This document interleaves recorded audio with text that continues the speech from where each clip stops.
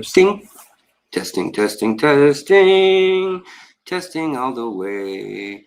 And then when horse open sleigh, over the fields we go, laughing all the way. Caramba. I can't do that. My voice is still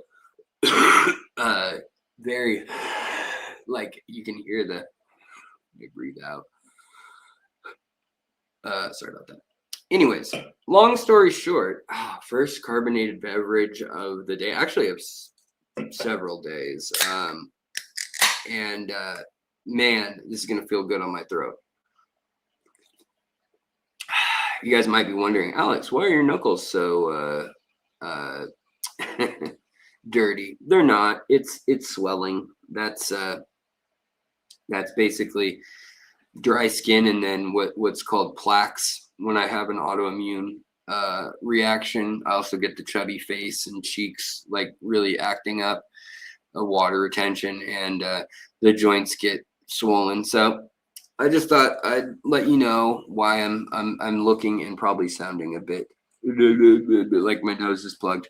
But how are we doing? I wanted to where am I from? Seattle, Washington.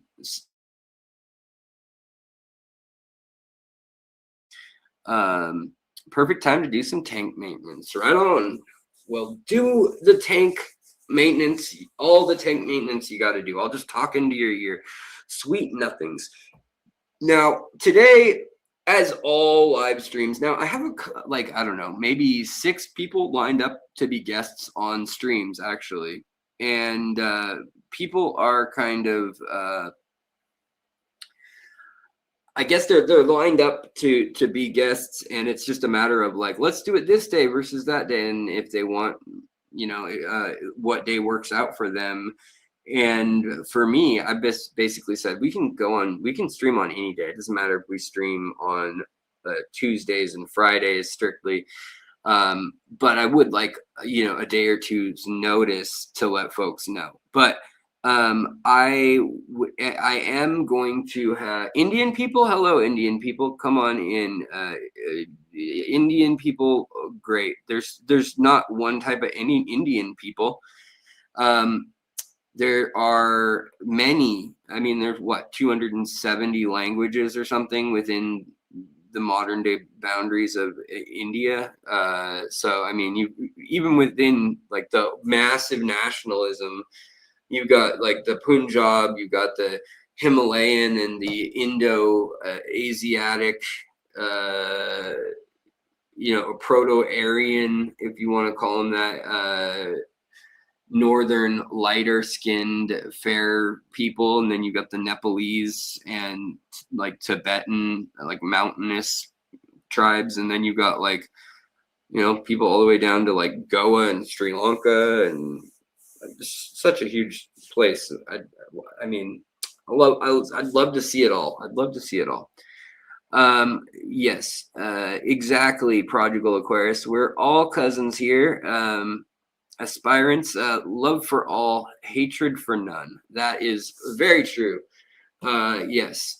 And, we usually talk about aquarium stuff here, and I'm happy to answer any questions or thoughts you guys have. I had a couple ideas of things I wanted to mention today, and one of them is, I'll just put it on the screen. Let's fire it up. Let's fire up the dream screen machine team beam sleem. That's not a word. Alex, stop making words up. Let's see here. I've got it hidden, and it's cute to play. So I wanted to talk about some of the things that we are probably going to see a big uptick in the next few months or even year, but I think really within the next few months, there's a few trends that I've noticed are definitely going to be popular fish-wise. Hey, Shabby, thanks for being polite in the chat. Appreciate it. As long as everybody, like you said, like spamming, we can bounce. I don't care if people swear. I don't care what people say or do, as long as it's respectful and not like racist or no hate towards uh obviously religion, politics, gender, any of that stuff. I don't just take it somewhere else. But yeah, we got if folks want to come in and hang out, it looks like a bunch of people did just show up. I don't know what happened. Maybe YouTube just showed the stream somewhere like on a featured page. I have no idea. But long story short, I was gonna say I think there's a few fish that are gonna take off in popularity, and that always happens. Like the CPD for a long time. Then there was chili raspboras. Then there was flower horns. Like there's been this continuous like new fish after new fish after new fish that keeps people's attention. You know, a couple of years ago, what was trending really big was a Hellboy bettas, or getting a black female betta and a all white male betta, or vice versa, or getting those samurai bettas. And so, yeah, kind of interesting what's popular and what is and isn't popular. But I want to show you real quick before we do any questions or anything. I wanted to show you something that just caught my eye that was posted. Mutual friend on Facebook posted it. Some of you guys have probably already seen it too. But here, let's just go ahead and share it. Oliver Knott posted it. And let's see. Play. Boy, that's bad quality.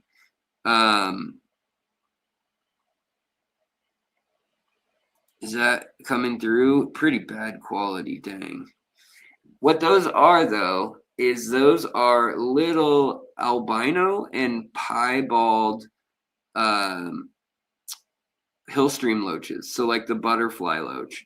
Now they are most likely, from what he was guessing, probably Bufortia quichoensis, but I don't think they are that, honestly. I think that they might be they don't look like a gastromyzon exactly to me, but I think they might be one of the other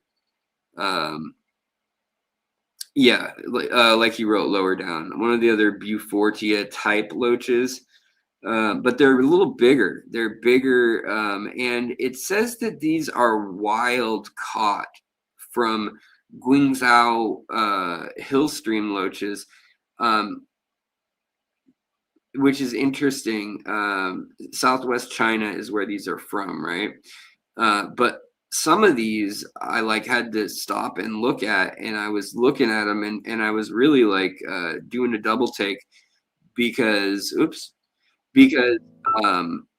some of them, if we can, where's that spot in the video? Yeah, here, this one here, that one there, I think that looks beautiful on its own. Now that's pretty close to wild markings, I think, and I'm not clear that this is even one species. And he says that these are all wild caught, but that again catches, it doesn't ring true to me, because like, how did you end up with so many albinos unless these are in a cave system, which also is very possible in that China has the largest cave system in the world. It's like over 7,000 miles of these like Swiss cheese limestone connected waterways, with now over 47 endemic species to this cave system, and it runs. I think we looked it up recently. Here, let's do this again. Let's look up the limestone underground cave complex map, Hunan, China. I know it's not just Hunan province, but what's incredible, if I pull this up, you'll see like some of the karst limestone caves. And obviously in Laos and Vietnam, they found some of these giant sinkholes where the top collapses in. Like here's from an actual research paper. Here's How's that showing up for you guys? Yeah, it's showing up okay. So where you end up seeing like a little hole and it looks like it just drops down into nothingness. But it could be as much as a mile down, or like 3,000, 4,000 feet down, 5,000, 6,000 feet down from the top of these mountain tops and hills and things. And it can look really incredible. There's a couple places in China in particular where these there's one in China where there's this massive sinkhole and all around the edge. I think you can see it here. There's like a boardwalk and it laps the entire thing, but you can walk down in this spiral fashion all the way down into the sinkhole. And at the bottom, there's like trees that are unique to that one sinkhole. And then the way it connects, like in this map here, the way it connects to all the other stuff underground, you may have this open sinkhole here, and it may be even open like in these pictures. And I wonder if maybe there aren't predators. And this is probably Turkey, I would guess here, or maybe not. I guess this could be Guyana too. Actually, I don't know. It could also be Bangladesh or Assam, India. But you see these are called karst pillars, and they're limestone, and you can see how everything but these stone spears that are 100 feet or 2, 3, 4, sometimes 5, 600 feet, and they're like fins. They're like, it's like a real life maze that's made for a giant the size of the Empire State Building. And there's different jungles all in between, and a lot of these valleys and waterways and things, maybe the waterways connect because it's pretty hard to stop water over a long time period, but you'll stop the creatures like geckos and chameleons and things like that. And like in Africa, they find in these kind of karst badlands, they'll find unique chameleons on Madagascar and in Africa within each of these kind of like little sub-regions. And we're finding now fish that are in these regions. So this is China, apparently. This is Xiaolin, China, is what we were looking at, according to the rest of these very poor quality pictures. But yeah, here is the famous one. I figure I'll show you guys this while we're talking about it. But there's a lot of science coming out, and one of the many things I've been wanting to talk about in an episode is all the weirdo fish that they're finding here in the stone forest region and in these underwater lakes. But those albino little hill stream loaches, they come from a region like this in China. And so I don't know which exact species they are. And if you've been to Thailand, you know that these same geologic, like these spires and stone things, they occur. Not only do rivers cut through, these areas, but also cut under them because they are basically it's not a whole lot stronger than sandstone or like chalk, and water just carves right through it. It's very beautiful, but you'll see that even in 100 years, like a picture from like 1920 or something, right? You'll see a waterfall in these regions, and you'll see that it has moved back like 100 or 200 feet in as many years, which is wild. Like to have things like that occurring on a human lifespan scale, where someone's grandpa could tell you like that waterfall has receded because of like it's actually carving away at the mountainside so quickly that every year, another foot, it goes another foot back, receding. Pretty cool. Hello everybody in the chat also. Randall, Ben, good to see you, and thank you so much for those 2 years and a month joining us. I mean, it means anything anytime y'all join up with the channel, really does. But you know, a special howdy to you at the 2 year and a month mark. Thanks for saying hi. Also, Stephen P, good to see you, man. Always good to see you putting the hammer down on anybody who's spamming the chat, causing problems. Let's see here. Callie Caulfield, what's going on? Hope you're doing well. Guppy Fever Mike, what's up? Chevy Fish, I know I said hi already, but hello again. And then Lovis28, hello. And Airbone, Air in Bone, hello. That's an interesting handle. Also, Robert J. Clary, what's up, my man? Bambi McCluskey. We got what is it? Sheriff McCluskey sitting on a stump, handle pulled back on a 12 gauge pump, looking over the swamp, gonna wander him in. Not, he went on. Oh, and he went on in, but he never come out again. Well, wonder where the Louisiana sheriff went to. Easy get lost in Louisiana Bayou. Hello, new member. Right on. Welcome. Come on in. The water is fine. The water is fine. We got two new member alerts because we got you in apparently we have you in the upright chat and the sideways chat, the strike the pose.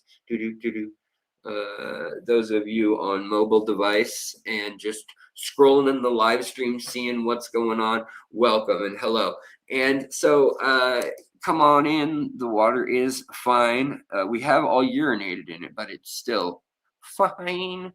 And Joe DP. I see the name. Sometimes different, like if I log in on the computer versus on my phone versus if I'm out in the wild on someone else's stream and see people in chat, I see people's handles. Sometimes I see their email, sometimes I see their name, and sometimes I see like old handles that they're like, I haven't used that name in many moons, and I'll say it and they're like, where are you reading that? So I have no idea why all that happens. Randall Ben going into podcast mode. You know, a lot of these live streams I've been trying to keep I'm trying to stay conscious of that. You know, obviously if we look at stuff, I'll let folks know, like, oh, hey, I'm going to pull that up and you'll hear in the discussion. If you want to come back later and be like, what was that fish they were talking about? But if you just want to, you know, listen to the daily vibe, to the conversation, to the tips, tricks, and the news and research and things like that going on that I like to banter about on live, yeah, enjoy. You don't need to watch. You can just listen, and you can put it in, save yourself some data and put it in upright mode. All right, what else? I Keeps Fish, hello. Most entertaining fish stream out there. Well, thank you so much. I think that there are many streams that are far more versatile and active than I am. Very beautiful natural streams out there. Uncle Smiley's Aquariums, what's up? And Foxy's Fishes, so good to see you. Also, JP Jeffries, good to see you too. Good to see you though. And then Jan, what's up? Good to see you. Flipped over to the stream. Oh, who is? Somebody probably is streaming right now that I probably went right over, but because I've been so sick, congested, and getting tired really easily, like you guys might see me start to fade at some point during this stream. I'm still sick. I can't believe how long this crap has lasted. But you know, life is trending up, or rather, it is continuing. Life is continuing. But I did want to mention something about fish farms. Techno Allah, what's up, man? We got a lot of people coming through here. Hi, Elite Menageries. Also, we got a lot of people in here that I haven't seen in a while. Loretta Jackson, what's up? Listening while you're at work? Okay. I'll try to be quiet while you work. Good Gamer Aquatics, hello. Listening. Yeah, dang, we got a lot of my favorite people in here. I'm so happy to see y'all. you know, we can also, if you want, I'm letting my phone charge just a little bit more. Hey George, what's up, brother? I need to hit you up about those rice fish. I saw your videos and pictures you sent me of all the different beautiful rice fish. Said you have over 500 now, or never mind. I won't disclose what I was gonna say actually about what you've set up with, and it wasn't that. It was an amount, a monetary amount but in my head for some reason I was thinking 500 unique fish, like different baby fish. And I don't know where that number came from nowhere apparently. And then Christopher Allen just found a vintage Metaframe 10-gallon on marketplace, current resealing, any period accurate stocking suggestions. Oh, you got me. You got me in my special place. You tickled me in the spot where I'm like, that's not funny. Stop. I'm serious now. Stop tickling me. Stop, it hurts. And you pee yourself a little, and then you actually, like your older, you know, cousins or siblings or whoever it is, it's just tickling you and bugging you, and you're like, I'm mad. I'm like really mad. It's not funny anymore, and you like are still laughing, and you're like, it hurts so much. Stop tickling me. When you're a little kid. Anyways, no, anyone else? No one. Okay, all right, just me. All right, just talking to myself. But you got me in one of my one of the little niches that I like a lot in the hobby, which is talking about what fish would have been in Europe or America in a fish tank in a given year. It's a very nerdy exercise. I know it is. But looking at fish magazines, fish books, you know, aquarium guides, things like that from different eras, you know that there were trends, just like we're talking about today, the albino and piebald, which is a topic I want to pick back up, where we were talking about the video I showed you guys of those beautiful hill stream loaches, but why I'm really questioning what's going on with them and if it has to do with the cave system. And I never even pulled up a map of the cave system.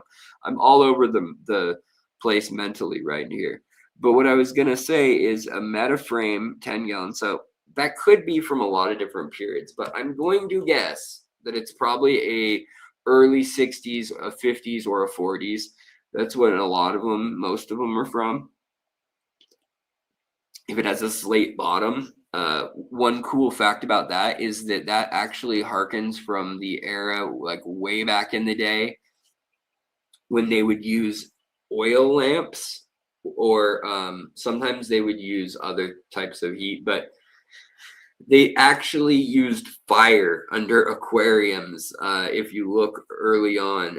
And, you know, to one degree, a lot of times they were oil lamps, and in the sense that they would burn kind of a low blue flame. And then they'd have one of those, or they'd have kind of a, what looks like in the old pictures. I have them in books and in like, I have old photograph clip or newspaper clippings and stuff that I could edit into a video someday. But what I was going to say is you can see they have like this kind of thing. It looks like a valve, like a pipe that looks like a flute or something with holes in it. And then the little blue flames come out of that. And it's an attachment you hook up to what it would have been at the time, like a lamp or a small, almost like when you heat food with the little sterno. But they would put that under your actual aquarium, and because you're not going to like boil your fish in any hurry, especially with the bottom being made of stone, which conducts heat pretty poorly. It does, though, eventually conduct that heat at a pretty even pace up into the water. And then you got sand or something on top of that in between buffering for the heat. It actually works as a pretty darn good way to, during the day, you would turn that on even before electricity in some cases, or where they just, you know, people forget. People think that by 1920, everyone had electricity in America, right? Or by 1940, but there were a ton of places out in the country where people still would go into town, or maybe their neighbors have electricity, or the people on a different road have it or whatever, but maybe they still have outhouses, they still have the water they have to pump, maybe the wells on their property are shared with a few neighbors. And a lot of times electricity wasn't to every building, especially on like farms and stuff, especially in the South with sharecropping. A lot of times there were kind of the primary home or like a plantation home or a manor home, and that place would get wired first and be on like the main drag or the main street more.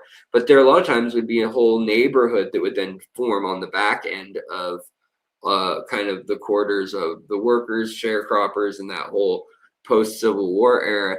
But a lot of areas people forget, like all the way up my family in the South, all the way into the 90s, some of them didn't have electricity to their house, and they well, in one case they used a generator.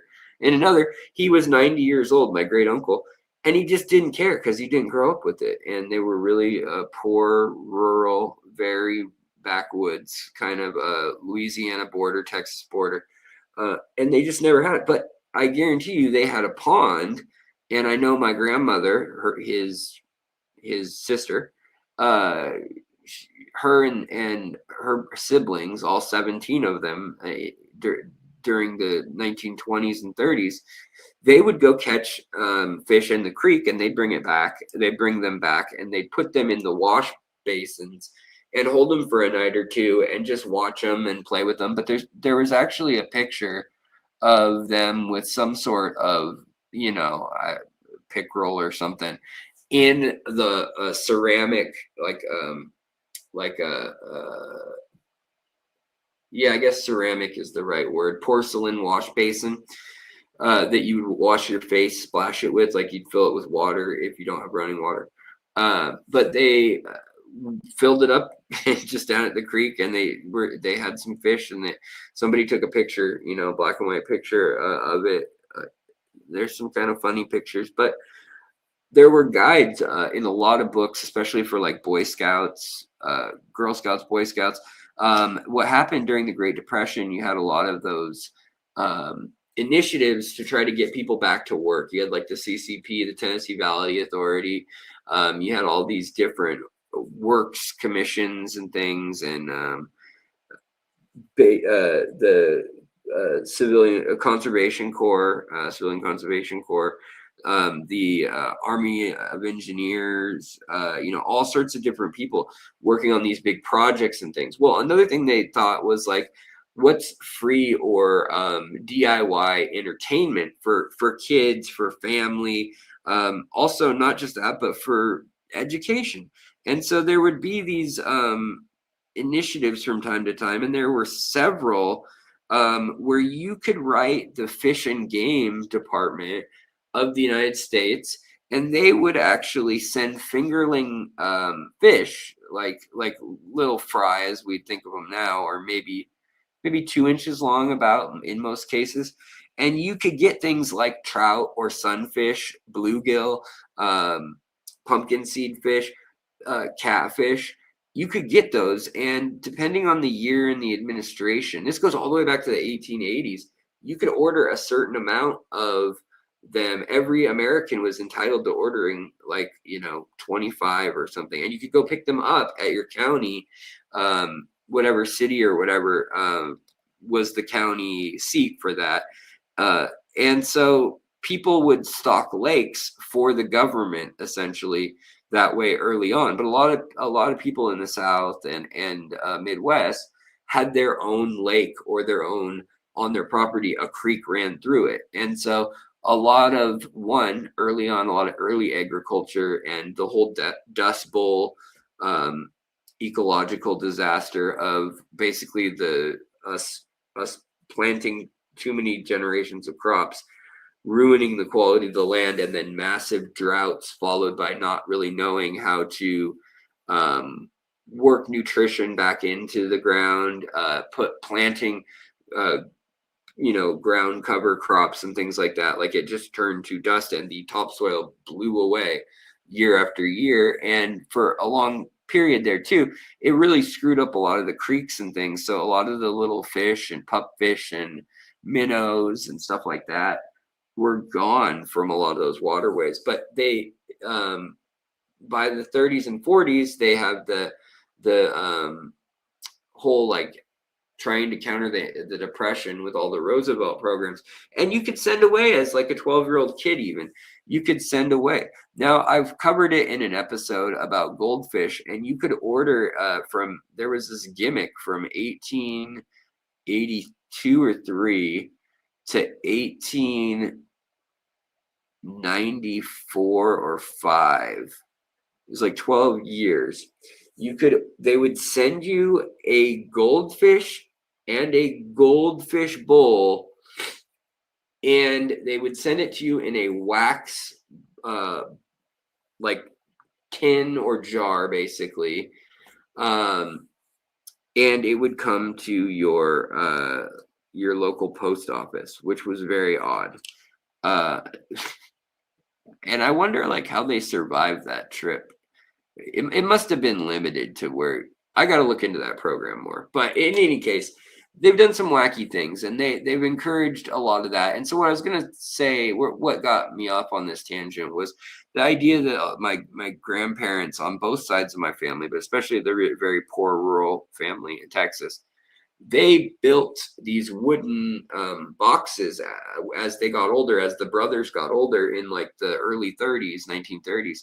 They had these boxes that they would build, and they would put a window pane in the front part of the box, and then they just build a freaking wooden box, and then they put like tar from the street, and when they paved the roads and stuff, they'd scrape that and they'd put that in the corner. I mean, very DIY, sounds very like, I don't know, questionable, problematic perhaps, but to look at a fish for the day, no life support systems or whatever. And we were talking about slate on the bottom of tanks and stuff.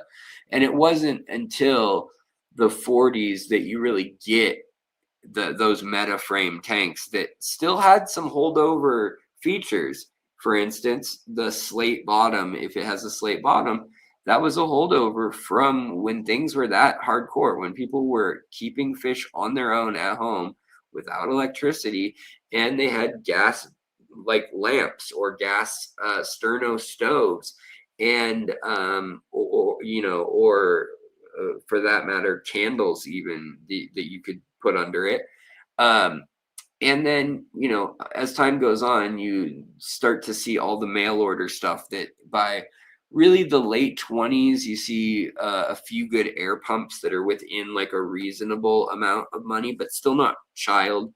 Like you wouldn't consider fish keeping a kid's hobby in any way other than like what I'm talking about, which is like you build yourself a little trough, you go collect 20 gallons of water from the creek, and then or you go get like a carboy, like a 10-gallon or a 5-gallon carboy for brewing and pickling and jarring and stuff like that.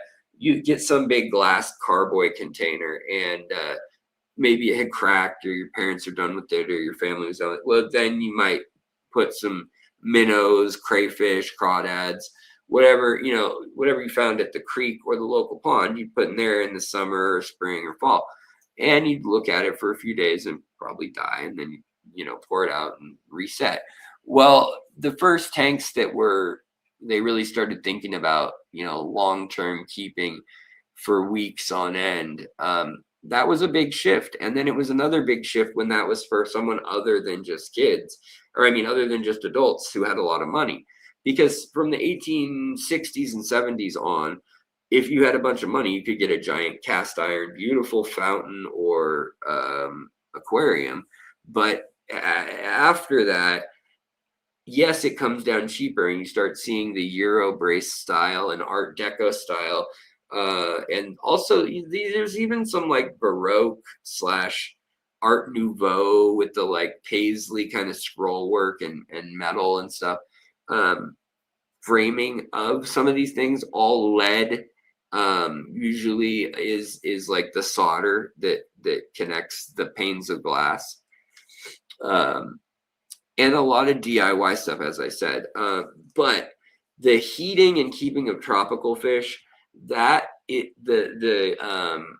those cool tanks that you're talking about, like the Metaframe tanks, that's really the generation that World War II ends. the international cargo is able to go from South America to Miami in one 24-hour period. Before that, I mean, you're on a steamship, best case scenario, or you're leapfrogging on a mail plane, which nobody's going to take care of your fish that way. But there were people who were willing to, put some fish in a Chinese food looking container, bag it a couple times over, and send it up, or big glass jars or I guess tin cans, things like that. But they had these things called German cans that were what any major importer would have. So if it wasn't just a goldfish or a live bear that you would get mail order in a lot of magazines and things by this 50s, early 50s, you could also get things like the anole lizards, they'd call them chameleons. Even when I was a kid in the late 80s, early 90s, they still were doing that. You send them $12 in shipping and handling or whatever, and they'd send you some little brown or green anoles, and they'd call them like North American chameleons or the Cuban chameleon or whatever. And mine got eaten by my cat within about, I don't know, 6 months of having them. I had them in a fish tank and the top got ripped off. So getting back to what I was going to talk about, which is assuming your metaframe tank is from that golden era of the 50s, really neon tetras are like, you can't get more like traditional aquarium Americana. Like when aquariums start to become affordable for kids again is really like in the 60s. And when I say for kids, I mean, maybe your 12-year-old son is showing an interest in he's got a dog, you've had a dog as a family or whatever. And then it's pretty common back then to then, a kid reading comics or whatever sees in the back, like, oh, I can get a goldfish if I send away to this place, or I can get Siamese fighting fish and fight them again. Unfortunately, people did buy them to do what their name says. Very recently, that was still going on. And definitely in the 50s and 60s, people had a very different outlook on, obviously dogs and chickens and things that would be taboo to have them battle one another or harm one another. But fish, who cares? Fish don't even have feelings, is what a lot of people thought. Like they don't, literally, they thought they had no sensory concept of what pain is, which I don't know, that dumbfounds me that anybody could think that, but whatever, I'm not going to go down that rabbit hole. But the neon tetra was the first like fish to really tropical, affordable. They would catch them only about 3 months out of the year, and it was actually right around, well, you'd either get them right for our northern hemisphere, you either get them right I guess it would be the end of June through July and August, or so you'd either get them at the end of the wet season when it's turned to the dry season, and all the water though is at its max, but the rain has kind of stopped. So now all the fish are spreading out. That's the hardest time to catch them, but that's the best time to for them to reproduce and stuff is before that even happens, so they can get out, and as the water spreads, their babies spread, right? As things are connected in the jungle and stuff, they go out. But people knew they spawn here or there, or they mate here or there. So you're either trying to catch them when they're doing their spawning thing as adults, if they're a social fish, or you're trying to catch the juveniles or middle-aged to young fish as they're growing up in a school or group, hopefully still fairly dense in numbers. And so you would really luck out if you could, back then, if you would only fish when things got the end of dry season, was the time when you would see the most large fish. And that is usually, you would see that go on for like a month or two period. And now they actually shut down the fisheries in like Colombia and Brazil for 2 or 3 months because they don't want fish caught and sold.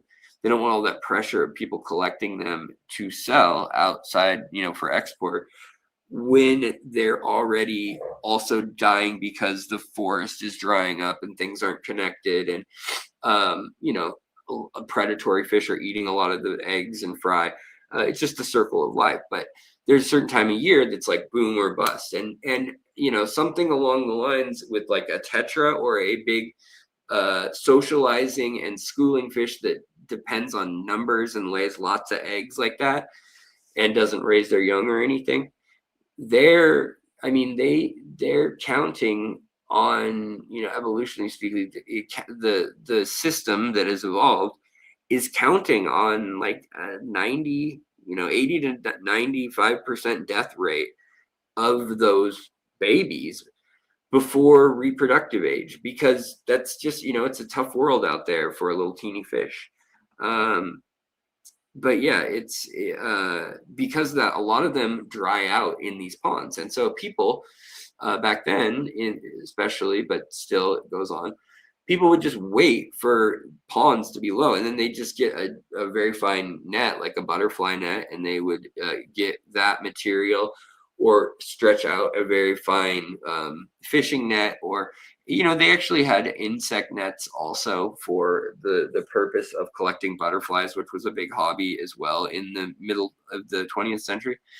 And people would pin them on boards and spread their wings out and show the display of the butterflies and moths. So that was also going on at night. They would put these cheesecloth or fine screen nets out, and they'd shine light behind it from the ground or up onto it, and then all the bugs would fly into it or whatever, and they'd come with another one and swoop them off of there. But they use those same nets that are very fine, like I was saying, they're that fine, to catch the fish that would be hiding in puddles and things, or back channels of little creeks that were drying out at the end of the dry season. And you'd end up with 100,000, like literally they sell them to this day.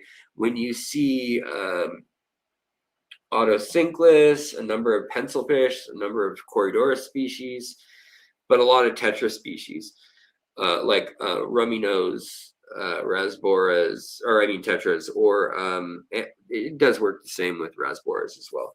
But they'll catch them, and they'll catch them when already the water is losing oxygen. And depending on the species, like if it's Corydoras, you could have a mud puddle with like this much water, and they're all going to be toast in a few days or a month or a week or however long it's going to take. But a lot of them pass away fairly early, of like if you're talking about little slender fish, little nano fish.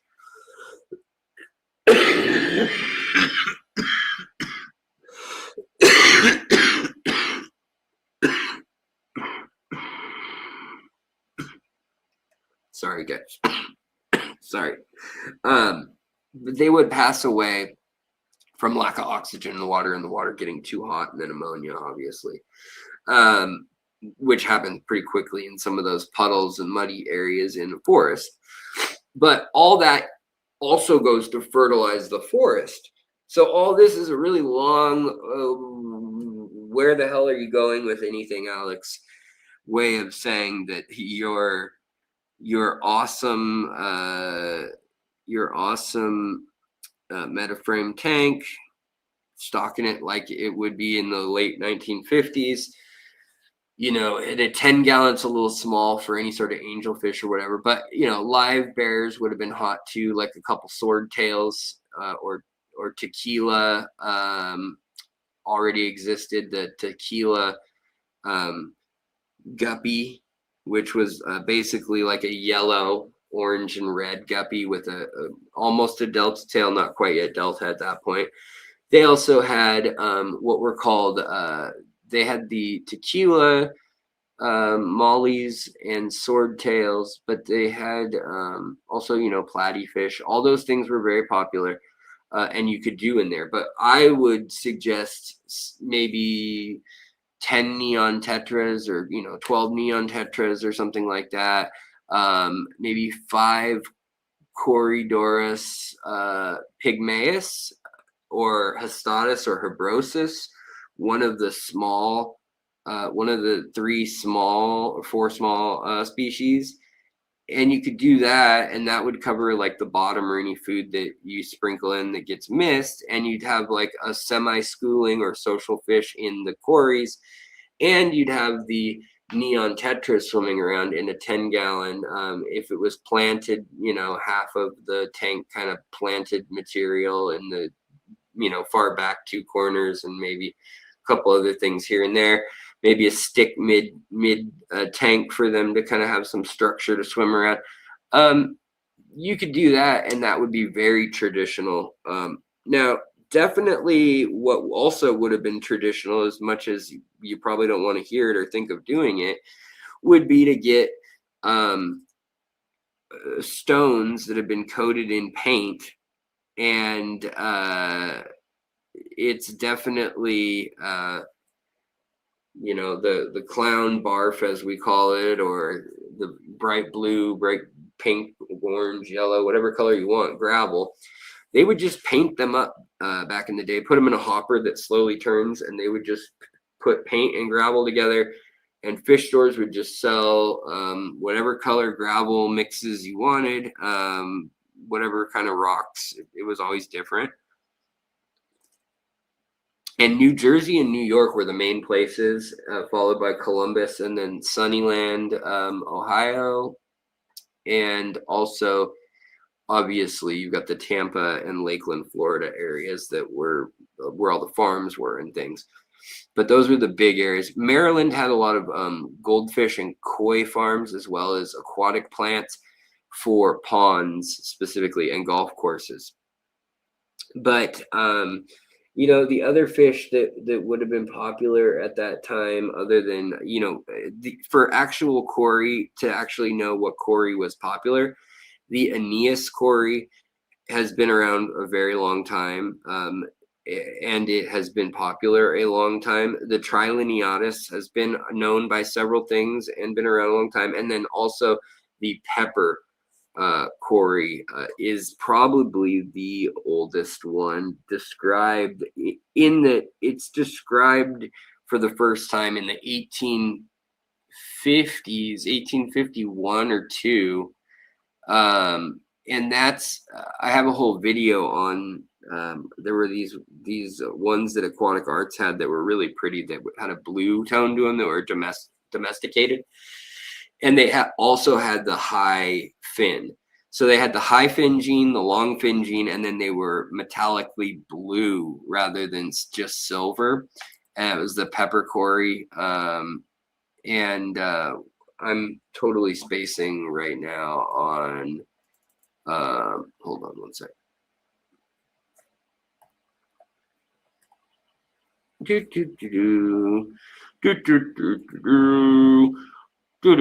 Oh, Paleotis. Yeah, that's the one.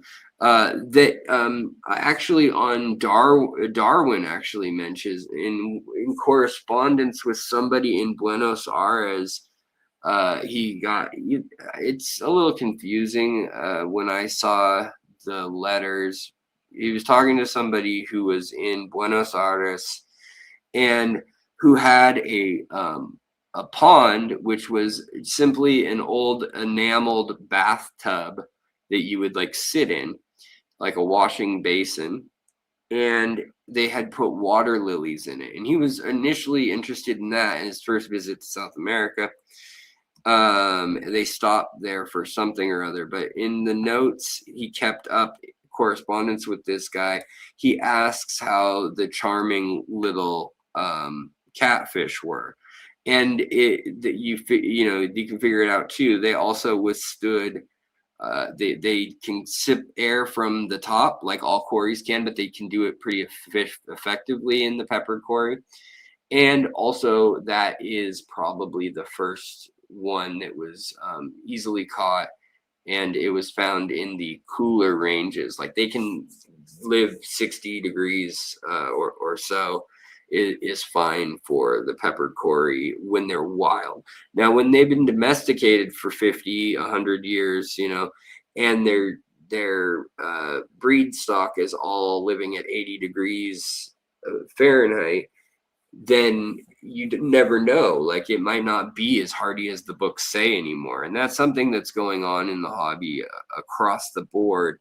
That's very, I mean, it's sad, but it's also frustrating to know that there's fish that you used to think, for instance, like a ram, like a German blue ram is going to be, it needs acidic water.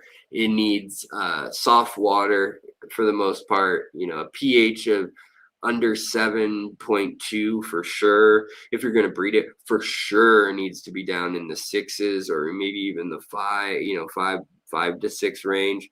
And now none of that's true. Now people can breed them all the way up to 7.5, 7.8, maybe even 8.0 pH if they live their whole life that way, and they still are breeding and things. So pretty wild how that works, and how that's changed.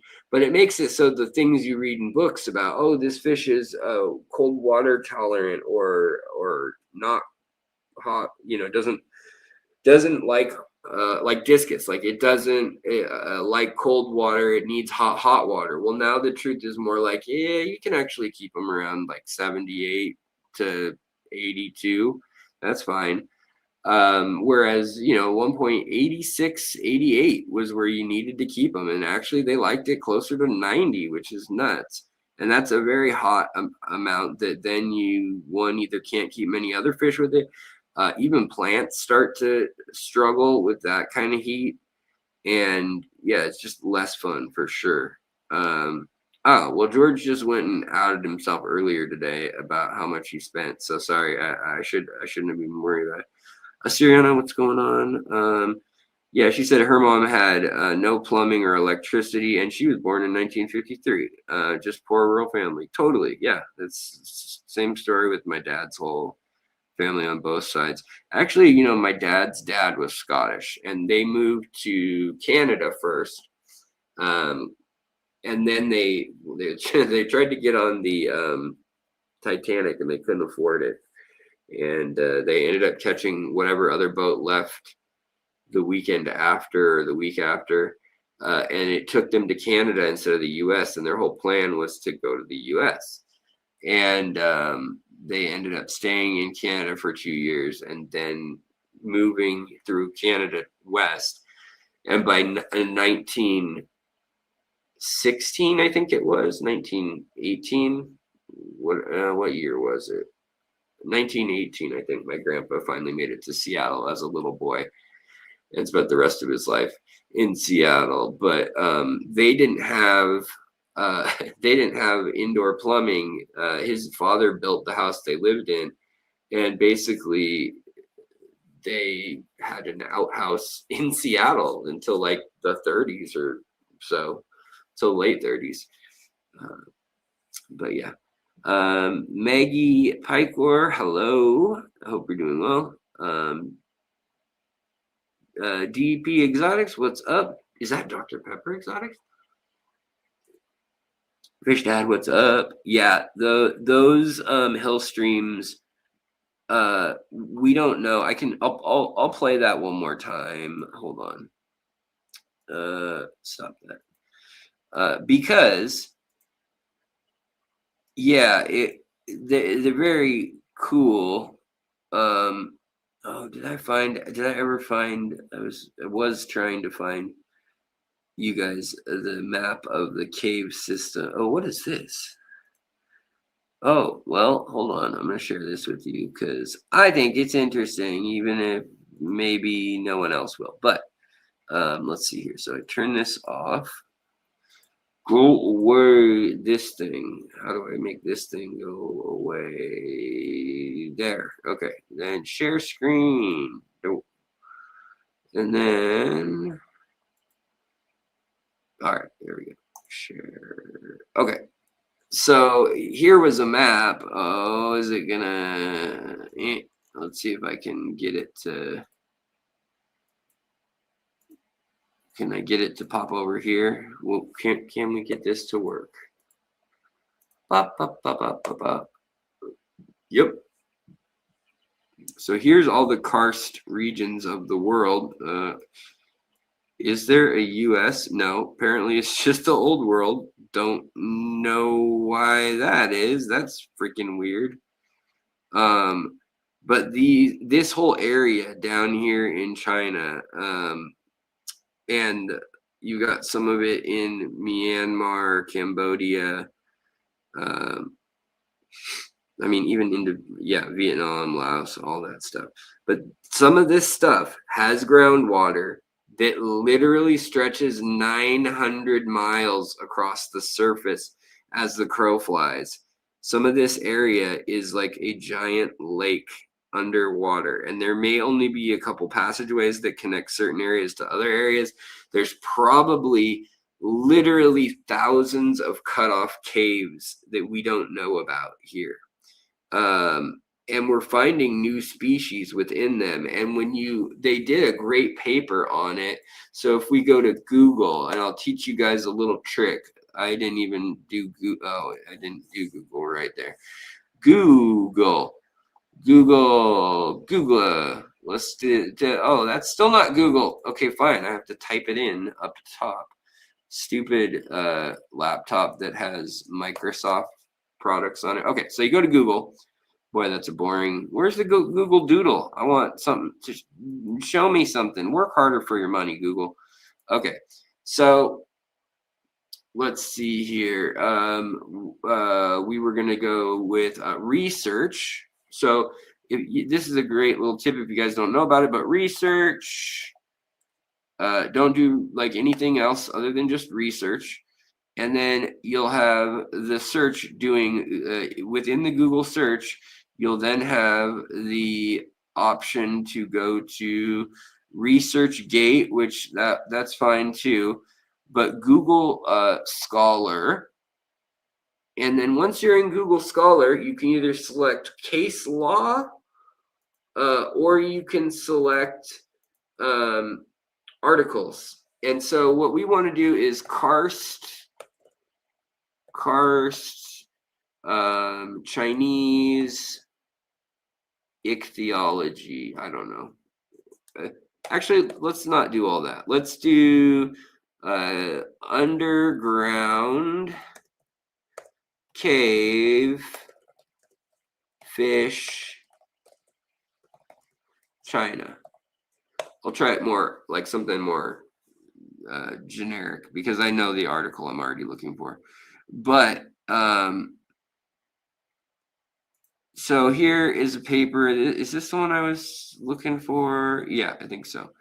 But this is goes over 1,117 different cave fish, and it's the Global Ecology and Biogeography journal, or the Journal of Macroecology, which this is a great, I mean, the authors in this are crazy. They're all very well established folks. But in here, they've got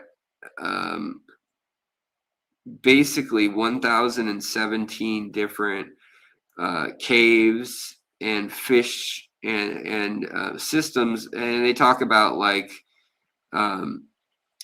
the patterns of like what's related to what and stuff. So that's a really good article. And then also, is this the other one? There's another one that goes over a lot of really great info. This I don't think is it. This is in a book. This is from a book. Yeah, page 288. Okay. Anyways, what I love about this Google Scholar is you can go and you can search and read books and things like that. Some things do get, locked away out of sight behind paywalls and things. But a lot of times, if you're a student, you can actually log in. Okay, here's what I was looking for. So there's this new paper out, and it was talking about how genetically they found, for instance, that there's one fish. Oh, is it not going to give me that? Let's see if, can I do this? Is it no? Okay, that won't work. Let's see. Can I get a wood from all my copy? Making copies. Okay, let's try this just because I want you guys to see it. Alex, come on, paste. Here we go. So, yeah, all right, there we go. So what I wanted to show you guys, I guess I didn't really need to click on it after all, but these are all the same fish, genetically speaking. They're all the same species. They're all whatever the name. Now I lost the paper, of course. Alex, you dumb. Anyways, some of them have eyes. Some of them have giant antennas. Some of them have like no pigment or completely see-through, and their sinuses have caved in, and they basically only have like their lateral line. And like, I mean, like, what in good golly tarnations is going on with fish number A? Holy hell. Let me show you guys this even bigger. Like, what is going on, number A? Your entire fish existence, your fish face is Dagmar, hello, welcome. Good to see you. But yeah, I mean, kind of wild here about these are all the same fish, and like we were looking at on the hillstream loaches, we saw a lot of different color variation with the yellow, and that was clearly leucistic. Albino would be white or pink-ish like this. There's also the brilliant mutation, as they call it, which is platinum. That's the other name you'll hear it called, but it means like very silver. Yeah, Fisher was a cokehead, totally. But yeah. Yeah, so you can see, though, that some of these are from the cave system in China, and they literally have like, they should be a different species. They may get a different species name at some point, but like letter K is clearly a completely terrestrial fish still. Same with J, and even I, and H is still pretty, terrestrial. This whole cleft sinus, cleft nose thing on these, it also happens a lot in Gara. So in like, you guys have probably seen Panda Gara or Rainbow Gara. Well, in the red-tailed Garas, which is a newer species that I don't think has a name yet, but the wet spot had some recently. And I know Bob Seafont has some as pets. They have the start of that cleft nose thing going on in their sinus, or their like nostrils, where their nostril should be. Their head is kind of caved. And whoops. Well, there goes that. I just totally kicked myself off, or totally kicked the thing off there. But anyways, yeah, they have like where the fish's head should be. It's a big old notch. And it's just sensory stuff. Like, they just didn't need their eyes. That was just something to get injured and or infected and not to be used in a cave. Let's see here. Wow. So I guess you could breed them with each other. Yeah. Wait, hold on. Yeah, you can totally breed them with each other. It's just like the cave tetras. There's the blind cave fish in Mexico and Texas. And then there's the I think it's the Rio Grande, and then there's a couple other rivers where they're also in.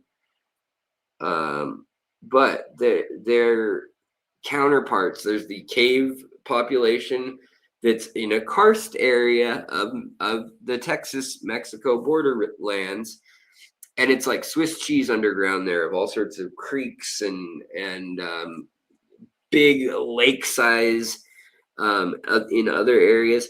And so when they find the main population in a cave of blind cave tetras, uh, there's a lot of food in that system to have a fish like that, to have bigger fish in there, to have like different species of fish supported means that nutrients is getting into the cave system. And that's the same with China. It's the same with in the Balkans and in Turkey. There's some massive cave systems. Tunisia and also the American Southwest has a number of like pupfish and some other albino or cave adapted, salamanders, fish, things like that. But I think that's what's going on, is something like that, because we were seeing all those different variations of them losing their pigmentation, like the leucistic, the albino. Some of them were piebald, some of them were spotted, and it looked like in general they all had kind of a pepper pattern rather than any of the like chain link or the actual patterns like a radial leopard print or rosette pattern that you might see on hill stream loaches. The ones in that post were, they weren't anything that complex.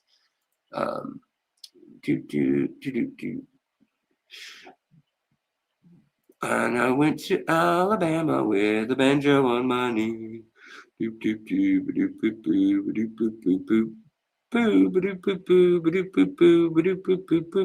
Now, guys, I did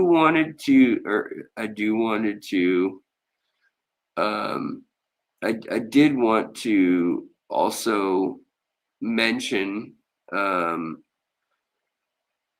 one more thing. Hold on one sec. I was gonna see if this, no, wait.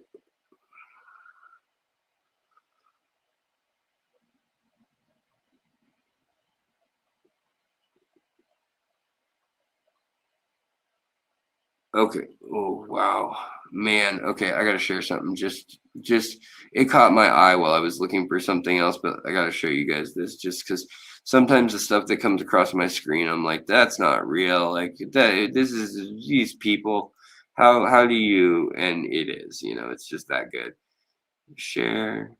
All right, check this out. How you Ty? Look, man, look at his. Oh, look at that tank. Look at that. That is effing real. I can't imagine this. That is insane. You got like everything in this tank is at peak. I mean, Hygrophila chai. I can't even grow that. I kill it every freaking time. Purple, Styrogen repens. Looks like, what is that, red triflora? Back here you got like maybe Ludwigia pontanal or something. I mean, just insanity what this guy's growing. Man, look at that. That is incredible. There's also a couple new plants I'll show you guys while we're on my Facebook. And you'll see and here was the post that I was looking for y'all anyways, which was about play that, but I do want this so you guys can see Oliver Knott posted this. It's originally some other guy in China, a wholesaler sells these, but again, see that dotting? That's probably the default close pattern. Like it's probably like a gray or green or bronzy light color with then like black or dark gray and the pattern. These other ones are just different degrees. Like that one clearly does still have its melanin. Those are like what we would call piebald, where they just have like blotches of it. There is one that's albino, truly. And then the others, these yellow ones, are what we call leucistic, which is when they have astaxanthin and the ability to make yellow and orange, sometimes reds. And they can still have patterns, like you'll see corn snakes with that a lot of times. And they can still have the black or normal kind of eye, usually. But then there's albino, which of course it is that whiter, almost pink or tan color that you see here. And they said they caught all these in China in the Hillstream karst cave system. And so that's what I'm curious is, are these from different watering holes? Like, did they go collect a bunch of them, or were these all together and they're all genetically like really closely related? I mean, they're different sizes too. And there's also, are we looking at any different species? That I don't know either. But, and it would be really hard to know. But I do know people who can probably get a hold of someone who might know a little more. I think. The other thing that I was going to show you guys about. Oh wait. Oh, I really do like these fish. Yeah, here's another one of these Chinese rare cave species. This is a Chris Lukoff picture. Obviously, he's always taking pictures of the rarest and fairest. But look at this fish. I mean, it has no eye whatsoever. Completely translucent. It does not have the cleft face like some of the other ones had, but to me, I don't know. It's not a good looking fish. It's interesting. I could see if you maybe did like a really dim aquarium. There's also like Blackwater or something that might be kind of cool. Yeah, look at. I was gonna try to. Oh wait, no, that's not who had it actually. Wrong person and wrong per. Let me try to find. Yeah, this guy is out of control. He needs to be stopped. Yeah, look at this tank he posted. I almost used this as the picture for today. Look at that. That's not fair. That is Ludwigia Pontanal and Ludwigia. Oh, I'm spacing on the other one. Ludwigia Pontanal and Ludwigia. Yeah, that is wild. Meta and Pentanol. Yeah. Meta, Pontanol, where just the top is super red because of the way you did it. You know, you let the bottom start off green and then he turned up the power, I'm sure. But I mean, you can see there. Whoops. I guess he just got. Yeah. So, there it is earlier on. Kind of in reverse ratio of proportions, right? But you can see just how far you can push these tanks is freaking insane. I mean, look at that. It looks fake to me at that point. I mean, and I need to make my, make several of the videos I've been talking about making. But yeah, I mean, holy cow, some of these aquascapers and high-tech planet guys are in a world that is it's completely somewhere new. It's not even fish keeping as we know it 10 years ago, right? Hey Randy, wait, Joey, what's up? Cave fish are just freaky, says Nancy. What were we looking for? Hey, U.S. Marine Corps, what's going on? How you doing? Pablin Creek, what's up? Good to see you. Also, Esther, Asha, good to see you. Also, yeah, the Yellow Hill Stream loaches. I'm just going back through, catching up on some of what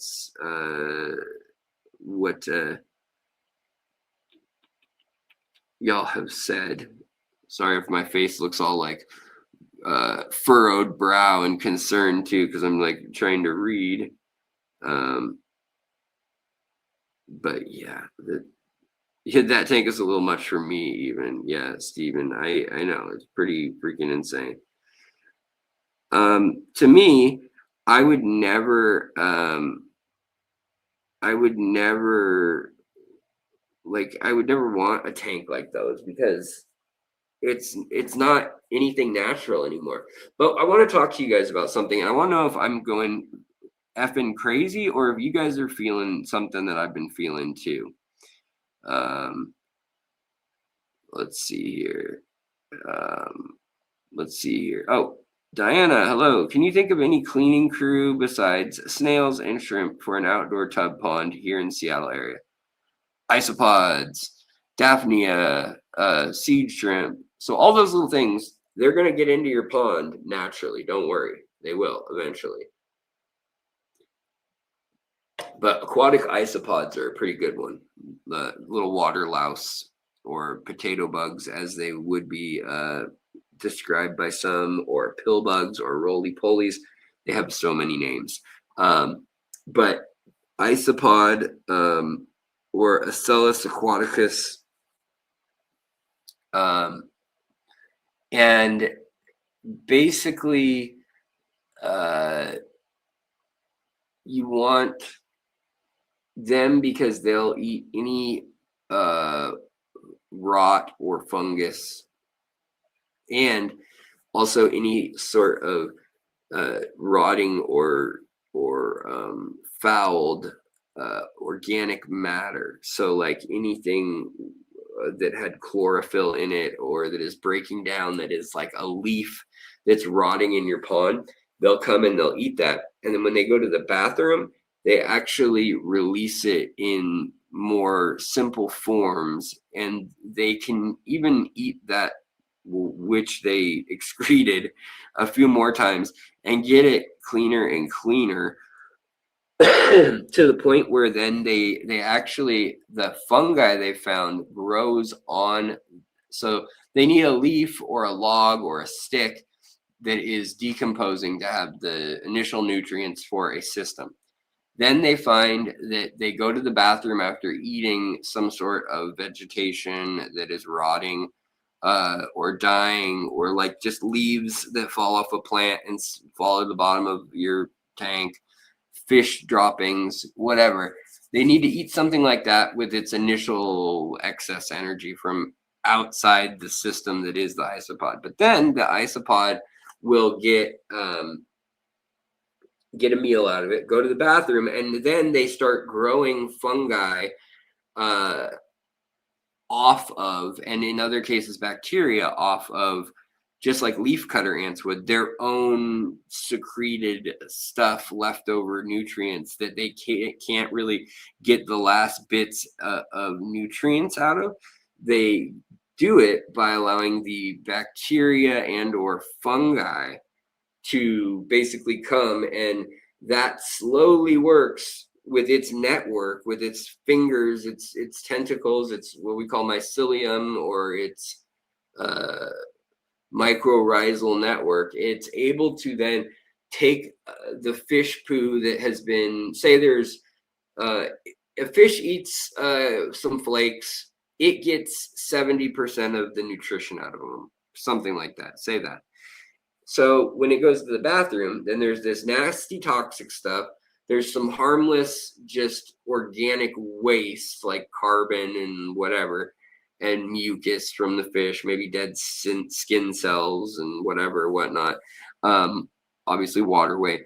And then you've got the vitamins, that 30% nutrients that still is valuable to something. Somebody would have eaten 30% of the food if that had been available when they were around. And so then these little critters are able to take that 30% and eat it. Well, maybe they get 15% or 50% of what's left there. So they only get 15% of the original they could have got if you were just feeding them the flakes. Well, then after that, if they tried to eat their waste again, maybe they only get like 1% or something, because they've already optimized it. Their stomach, their little organs, the liver, kidney, pancreas, all the stuff we have that digests and works on stuff and processing nutrients and energy. It doesn't work as well. So they do the thing that leafcutter ants do, which is they employ another species or several to then come in, and basically by doing that, say that there's 15% left now of that nutrients that they, even if they've eaten their own waste, they just can't get it. It's just too fine. And then they're eating your own waste, which is not, that's not a great game plan for success long term, right? So then now you got mostly all neutral stuff and the waste, and the bacteria or fungi are growing on that. Well, when they have their network of their roots of in fungi, mold, and their network like that, the little fuzzies you see growing on like pellets that didn't get eaten in time, or sometimes on food or rotten pieces of stuff in your tank, that is those not the spores coming out the top, but all the white stringy stuff that you see in your garden. That's mycelium. But that whole network is going through and basically taking those nutrients in very like microscopic ways, where sometimes it trades, like, hey, this fungus found some iron over here, and it wants to trade that for the whatever nutrients for phosphates that it's getting from another thing in the ecosystem. But they use that trick to fix nitrogen as well, and to get that into plant roots. And then they share sugars and starches and things that the plants can create and store in their roots and in a tuber or whatnot. And then they swap it out with the fungi. Well, the isopods do the same thing. And so they're getting the last bits of goodies and effectiveness out of your whole system in your tanks. Also, they clean off harmful detritus loving and new egg fungi and things like that. Let's see here. Fusion developer, I have water spangles growing to a couple of fish. Fish orange wide eyes. Fish orange wide. What? Okay, I don't know why someone spammed that. Johnny, what's going on, brother? Good to see you, my man. Lady Nugridia? Nugridia? Hello. Yeah, those were yellow hillstream loaches that we were debating, like, what in the heck, what they were, and what color morph they had. But I think those will be popular, and we've talked somewhat about that. Oh yeah, springtails on the surface. Those are great fusion developer for ponds too. You'll also get without, you don't have a choice. If you have floating plants, you'll end up with springtails on the water surface, but you'll also end up with aphids. And some aphids can be detrimental, but there's also kind of just passive aphids that don't really cause a problem. They just create honeydew.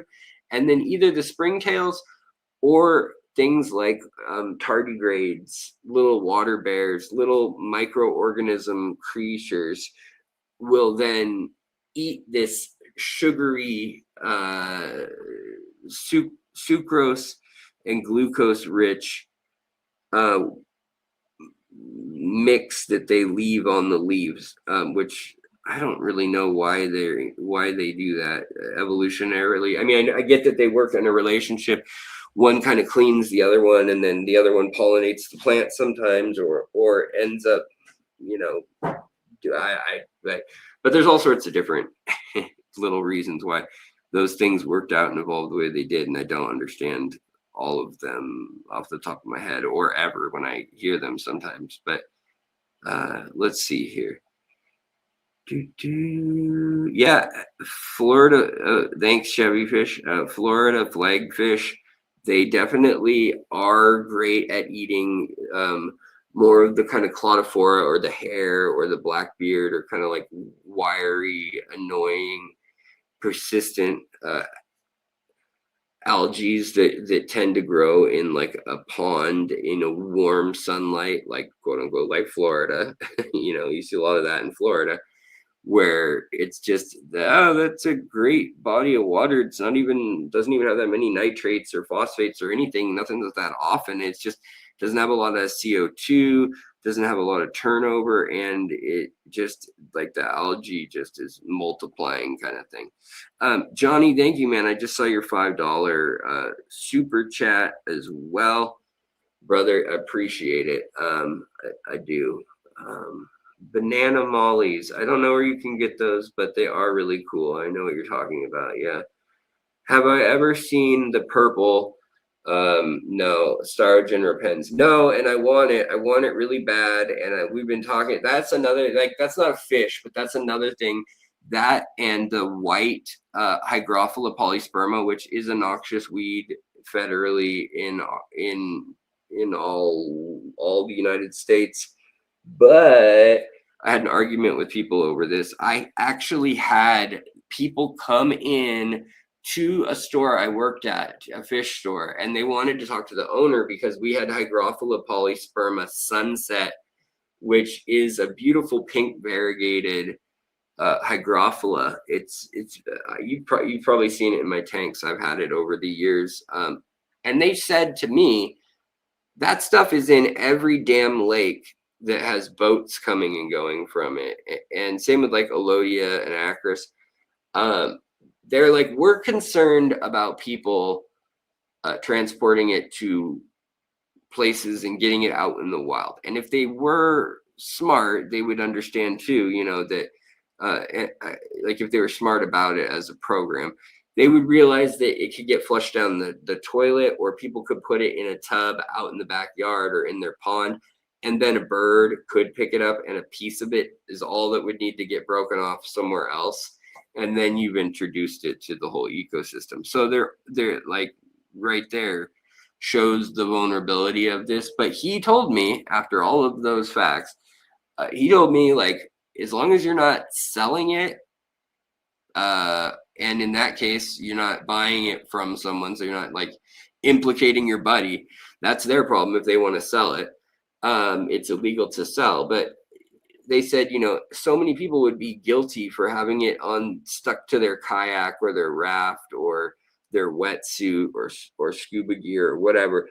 Like if we started doing that with plants or certain insects, just for merely having them or whatnot, like a lot of them are fragmental replicators. So you don't even need the seed or, a pollinated start or whatever, a fertile start or anything, or a cutting. Like you just need any amount of the actual tissue, like even a half an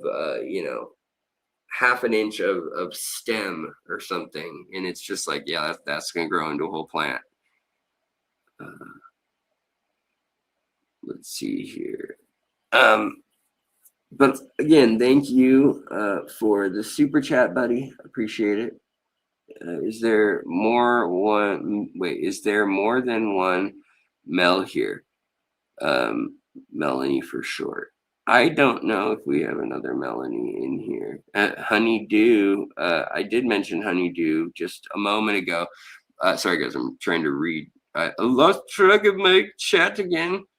I wish I could put my chat log closer to the camera so it looks like I'm cognitively paying attention to you, because it looks like I'm just staring down at my hands doing, I don't know, F all, just doing nothing.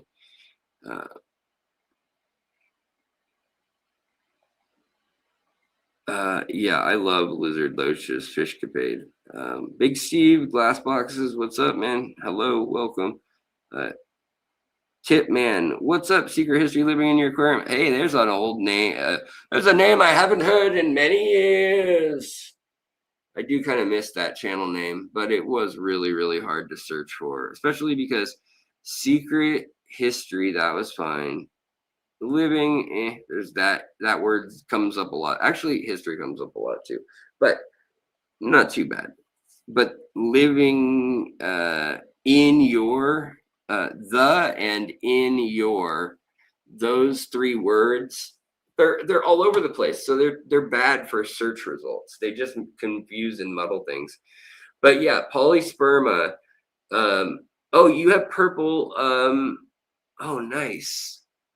USMC, you have the purple repens, and you have the polysperma sunset. Yeah, beautiful. Don't admit the polysperma sunset, but I was gonna say that I've been looking to get a hold of some of the purple styrogen repens for quite some time.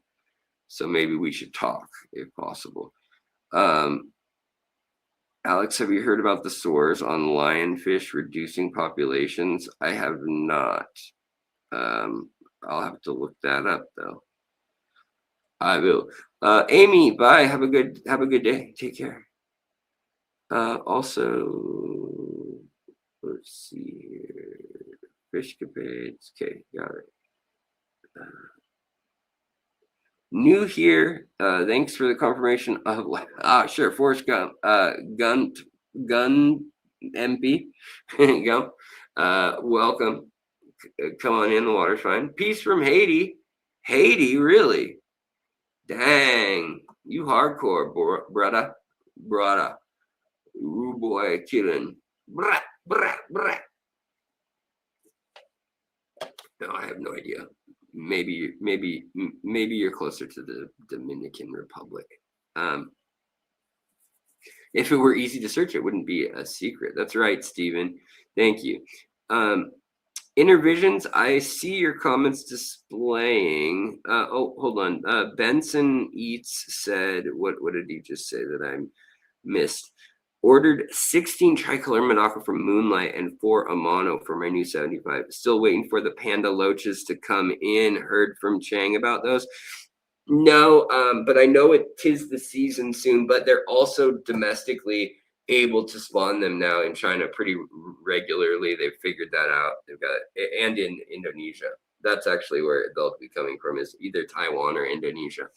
His Taiwan stuff is freaking quality. Yeah, and yes, of course, you can always email me, especially if it's about plants. But yes, I'm trying to find also what comment did I miss?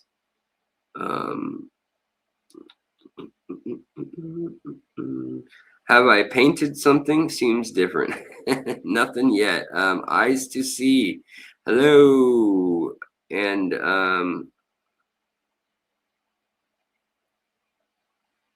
oh, this is funny. I just saw this comment and it looks like Pooey sperma. Just I don't know if that was a typo or if you said that on purpose because it's illegal, like, because it's a pain in the butt and everyone like whines about it too. But whatever. Yeah. Yeah, I didn't see your first comment. Intervisions. I didn't see like what you asked. Oh wait, never mind. Maybe these aquatic isopods live in 4.5 to 6.0 pH. Yeah, they live in acidic conditions. 0 to 1 kH. They need kH. They need kH for their shell, their exoskeleton rather. When is the best time of year to look for habrosis? They seem elusive. Any advice? So habrosis are not elusive, and they're bred in captivity a lot. But Hastatus is the one that was like for a while there was getting pretty elusive. Now, they both can be depending on what part of the country you're in and who supplies where you buy from and if you're at a big store or whatever. But I would keep an eye on Aquatic Arts has had both recently, and they had them for $6.99 and then $11.99 for Hestatus. So that was a killer deal. The price being that high is a little weird because 5 years ago you could get them for like $5 or $6 a piece. But I guess times have changed, you know, things are always changing in the fish world. But yeah, that's one that I was also kind of like, dang, it's a big difference.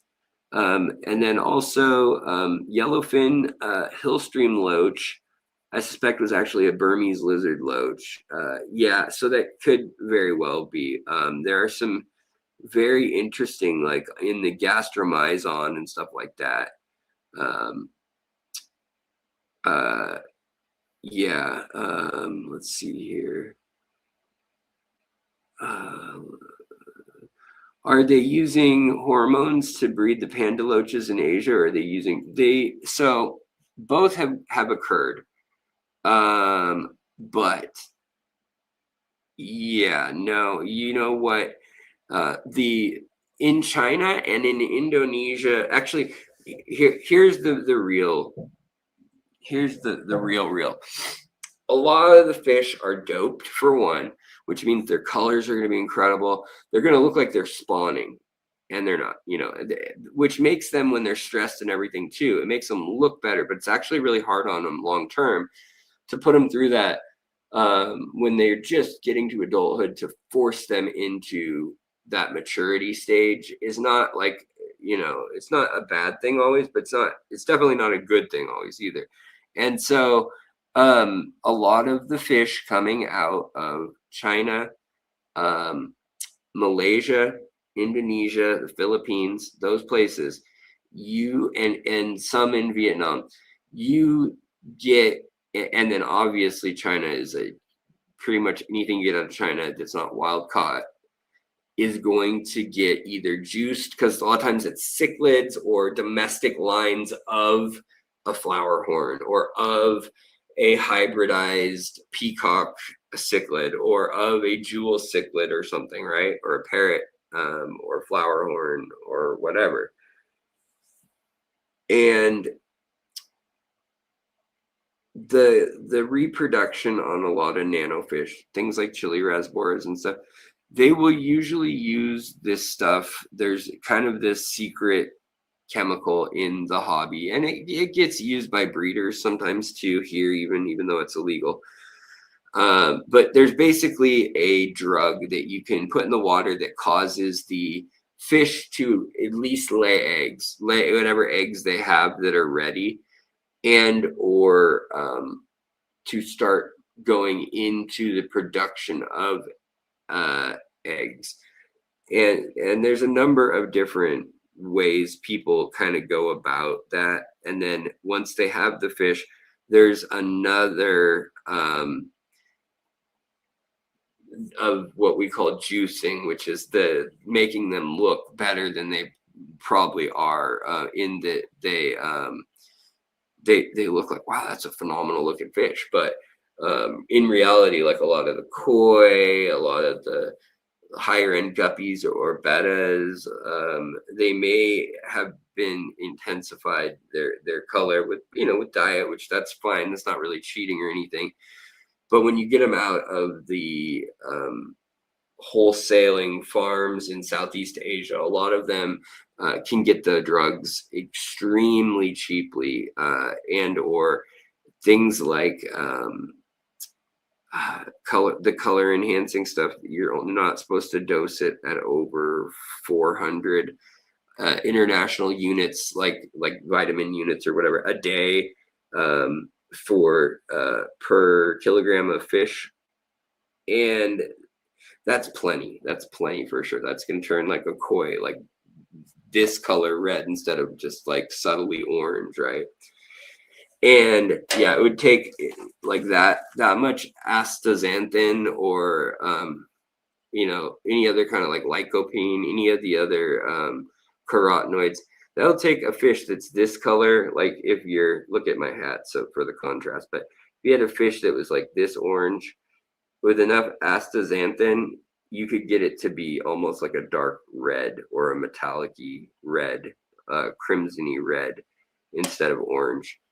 And yellow, you could get to be this color, you know, whereas normally like that would be the yellow. So anyways, guys, I wanted to mention one more thing. Could those yellow hill stream loaches be injected or juiced? That's a really good question, Chevy. Yeah, they could be, because the easiest thing to juice is the astaxanthin first. That's not even like an illegal thing. It's just a food additive that works very well at increasing yellows, oranges, and reds. So then there's that level, and people do that, and you can buy it. That's what color enhancing food almost always is. Now there's also anthocyanins and omega-3s, omega-6s, vitamin D, vitamin A. Like there's other things that go into how good a given fish looks and what fish should take which thing. If sunlight, for instance, if they have their fish outside in ponds, they're going to look a hell of a lot better. If they're eating insect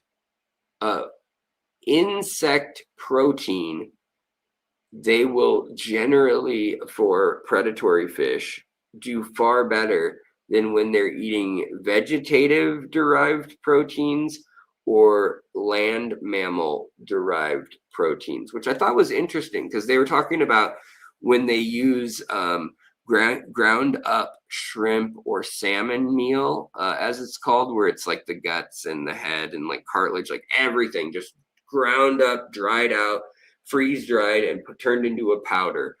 Like everything that's left on the rendering floor of the shrimp and salmon in like trolling ships and stuff. Well, it turns out that that's actually, you know, it's not the best fish food, but it's not a bad one. It can be up to like 50%, 52% crude protein by weight. But they found that for fish that are like insectivores, so like an archerfish or something, that is going to be like, that'll be okay. But if they give them the vegetable protein that's derived from vegetables, even though they're both protein, even though sometimes you can buy them as the same like product or whatever, they have different properties the way they metabolize in the fish. And so giving black soldier fly larvae, insect, or grubs is another one, you know, a lot of different grubs and bugs that grow. They can then grind that up and dry out and feed it to the fish. But that's another one that really makes a difference. And they can actually tell in like salmon in their muscle tone and their composition of like what their tissue is made of when they sample it. If they were fed on a farm, like farm raised trout and salmon, if they were fed like soy-based proteins and calories, or if they were fed a pellet that's made from like rendered cow trimmings and you know, other whatever meat stuff, mammal stuff, or if it comes from insects. So there's three very specific like categories that you see in nutritional reviews for fish. And I don't know if there's only three differences or if like every protein has a difference. I haven't gone that deep down the rabbit hole, but maybe one of you knows how that works. So guys, I want to cover one more thing before I get out of here. And it's something that I wanted to share with y'all about how I've been feeling. And part of it is like on the note that I'm finishing up for the day, just because I'm starting to like, my eyes are starting to get tired, and I'm starting to also, my voice is getting sore, very sore. So I've had this cold thing for over a week now, like nine days or so. and my if I talk much more than this, my horse will go voice, my voice will go horse. But I've been wanting to make content for you guys. Obviously, I haven't been feeling super well, so I've just been like, I'll stream if I feel up to being on the computer for 2 hours or whatever. I'll stream instead, and that's what I've been doing with the energy. So that's what's going on. But or take care of the aquariums and stuff. That's another thing. But setting up the camera stuff and all that, I feel like I've done a bad job this month. And I know you guys never hassle me about it or anything, but I've showed you guys recently, and I could make a whole episode about it. But even like Aquarium Co-op, like they're getting numbers on certain videos that would have gotten easily 1 million views recently, like as of 2024. Now they're getting maybe in a week like 40,000 views or 28,000 views, and to the point where Aquarium Co-op hardly makes any content, right? Like at all. I mean, they do their fish club and their talk things, and then Randy has the podcast, but it's really hurting the whole pet and fish sector. So we're down at least if we were averaging 3 million minutes watched as a channel in 2023, we're now averaging 1 million or 800,000. And that's just kind of like the ambient background line. And then obviously if you're making more content or you have a viral video or whatever, then you see these trends that go way outside the main line. But as a general rule, looking at all of the aquarium, reptile keeping, animal stuff, unless their channel has like just hit it out of the park and has gotten really popular all of a sudden, and it wasn't before kind of a thing, you'll notice that it's been very, very slow compared to what it was, and I have no idea what changed in the algorithm. But what's really frustrating to me about that is not that, oh boo-hoo, Alex doesn't get paid. Like, I would be on disability or partial disability or whatnot right now for all the issues I have regardless, right? So it's not like that necessarily, but it is frustrating that when I make content that I want you guys to see as people I care about, people who backed me, supported me, and want to hear about these things, want to get the content. So often I'm still getting questions like, dude, when you changed your channel name, like I started to just stop seeing your stuff, or a year or 2 years ago, I never got recommended your stuff anymore. Like, I didn't know you were still around. And a lot of people are actually backing the channel. And so I want to like tell everybody, like, thank you so much for the support and for the love and for the questions, and just everything that y'all do means a lot to me. It's you guys are the best. And I really do appreciate it. But lately, this is bigger than just that trend. But so what I've been feeling, and I want to know if you guys have felt this too. I've been feeling like when I get up in the day, and this is partially because, I've got a year and a half where I haven't been able to stand up straight properly. I've gained all this weight. I've gone through all these infections. I've had surgery after surgery for my leg, broken both legs and ankles. It's been a long haul the last year and a half or two, but I'm getting better. I'm healing. I'm able to walk around more and more. I don't have a giant boot on. I have orthotic shoes that look goofy, but things should be trending upward. I should be happy, you'd think.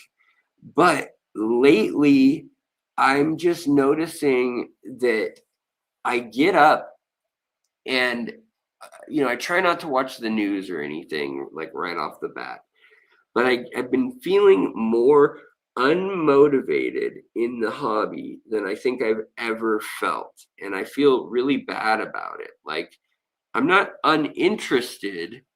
I'm uninterested in doing more than exactly what I want to do at that time, which is very selfish. So let me just say I'm being I'm going to try to be very blunt about this, to just be honest and truthful about it. But like, I used to get excited and I'd say, oh, this is a cool topic, I want to tell people about this, like, this is really interesting, I'll make people care about it, and then they'll find it interesting, and then maybe they'll feel invested in the conservation or the preservation of this fish or something. And so I'm excited to talk about all this, that, and the other.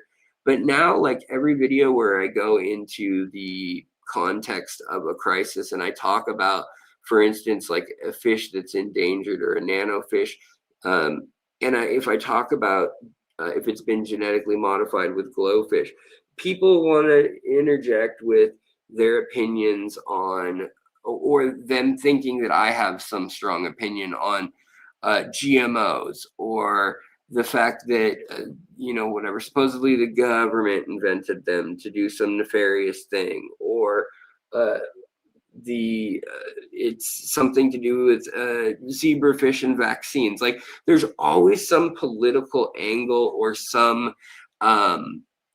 anti-intellectual current that I've been feeling not in our core group of channel supporters and friends, but I think there's like this weird, also, like, economically, I know everybody's having to like tighten their seat belts and all that jazz. But I wake up and I think about doing like the water changes, and like I used to want to just stare at the fish tank and just enjoy, and maybe I go to the fish store, get a new fish that I've seen it a million times, but maybe I've never owned it, and I've never had 12 schooling in a tank, and I had 34 tanks, right? It was something always interesting going on. But now that I've downsized, I thought I'd be staring at each tank a whole lot more. And what I'm finding, at least in the moment, is that I'm finding myself feeling very extremely aimless. And I mean that literally. I literally, when I'm working from home, I've been picking up graphic design gigs in between here and there, or consulting on aquarium stuff or ecology, biology, project stuff, mycorrhizal mediation plans, and things like that for local community parks.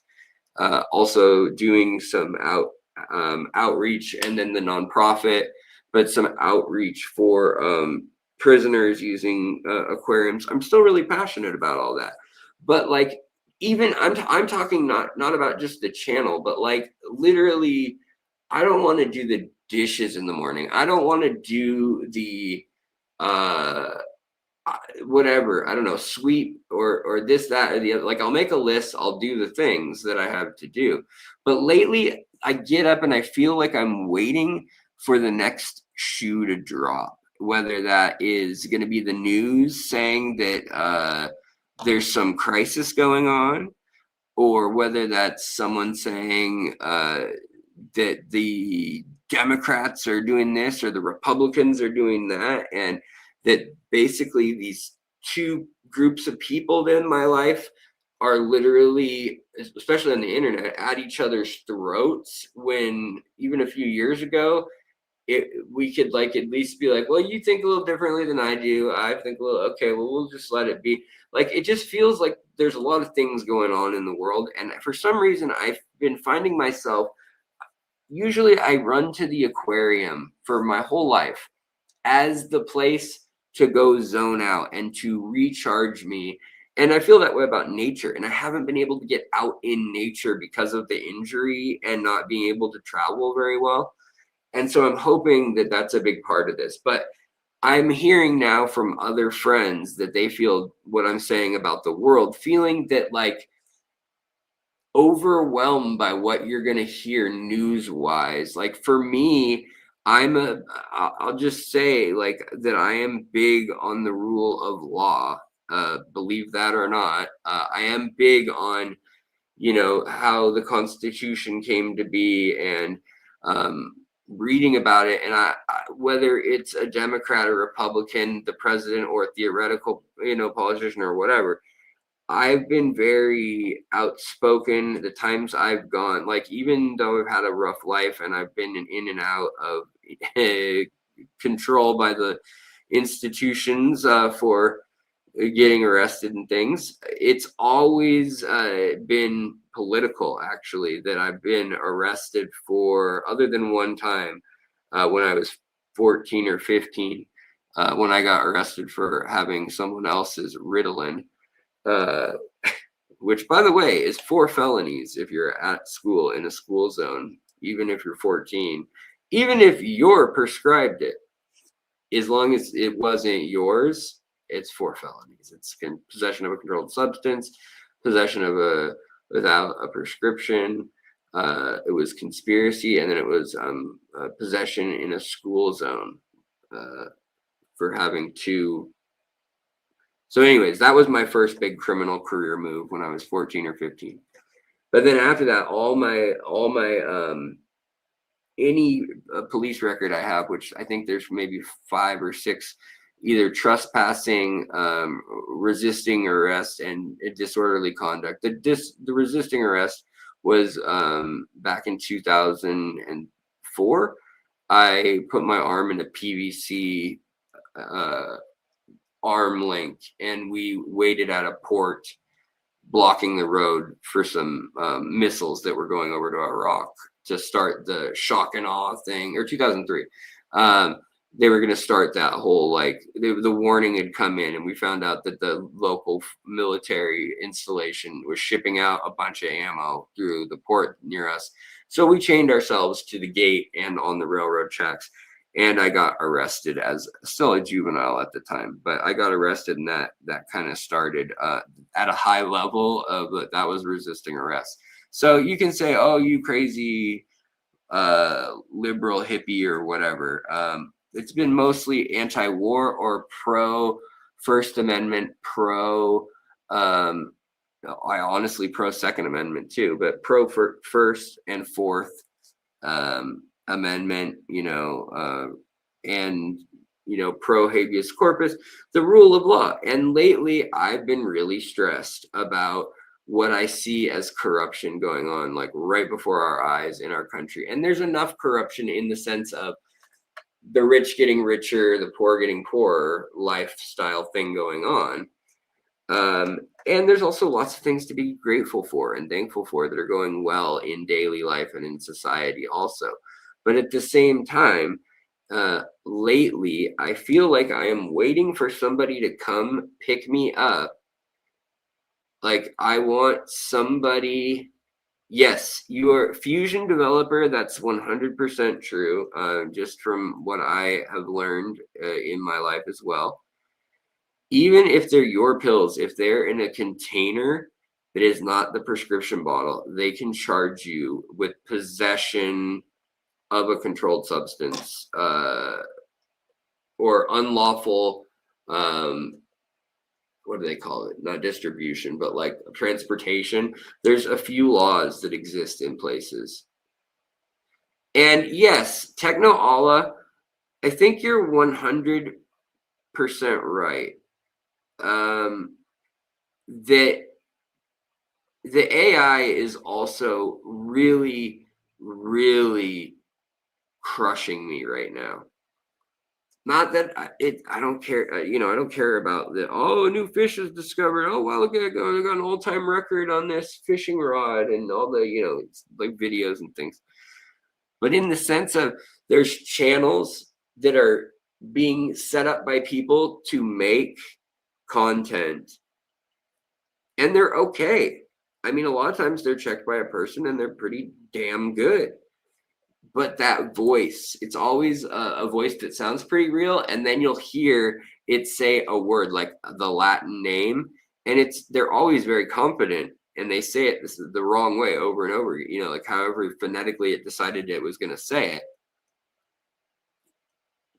But especially in fish, when you see an AI narrated channel, there are a lot of them now, a lot of content going out there. There's other people that just use AI in the visuals too. And that's been going on for years. A lot of people who didn't have editors would hire a company to get clips from, and they would just have AI do a keyword search against whatever you're talking about. And then AI would literally cut in meaningless frames that, if you have the money, you can pay for that. But also I'm sick of the pay to play Google thing, and then making they really want you to buy ads to promote your own channel. And it's like, I don't want to become a Google ad. I don't want to buy Google ads for my own channel. I did it as an experiment when the system was new. And every single subscriber that I got from paying Google themselves was crap. They were bots. They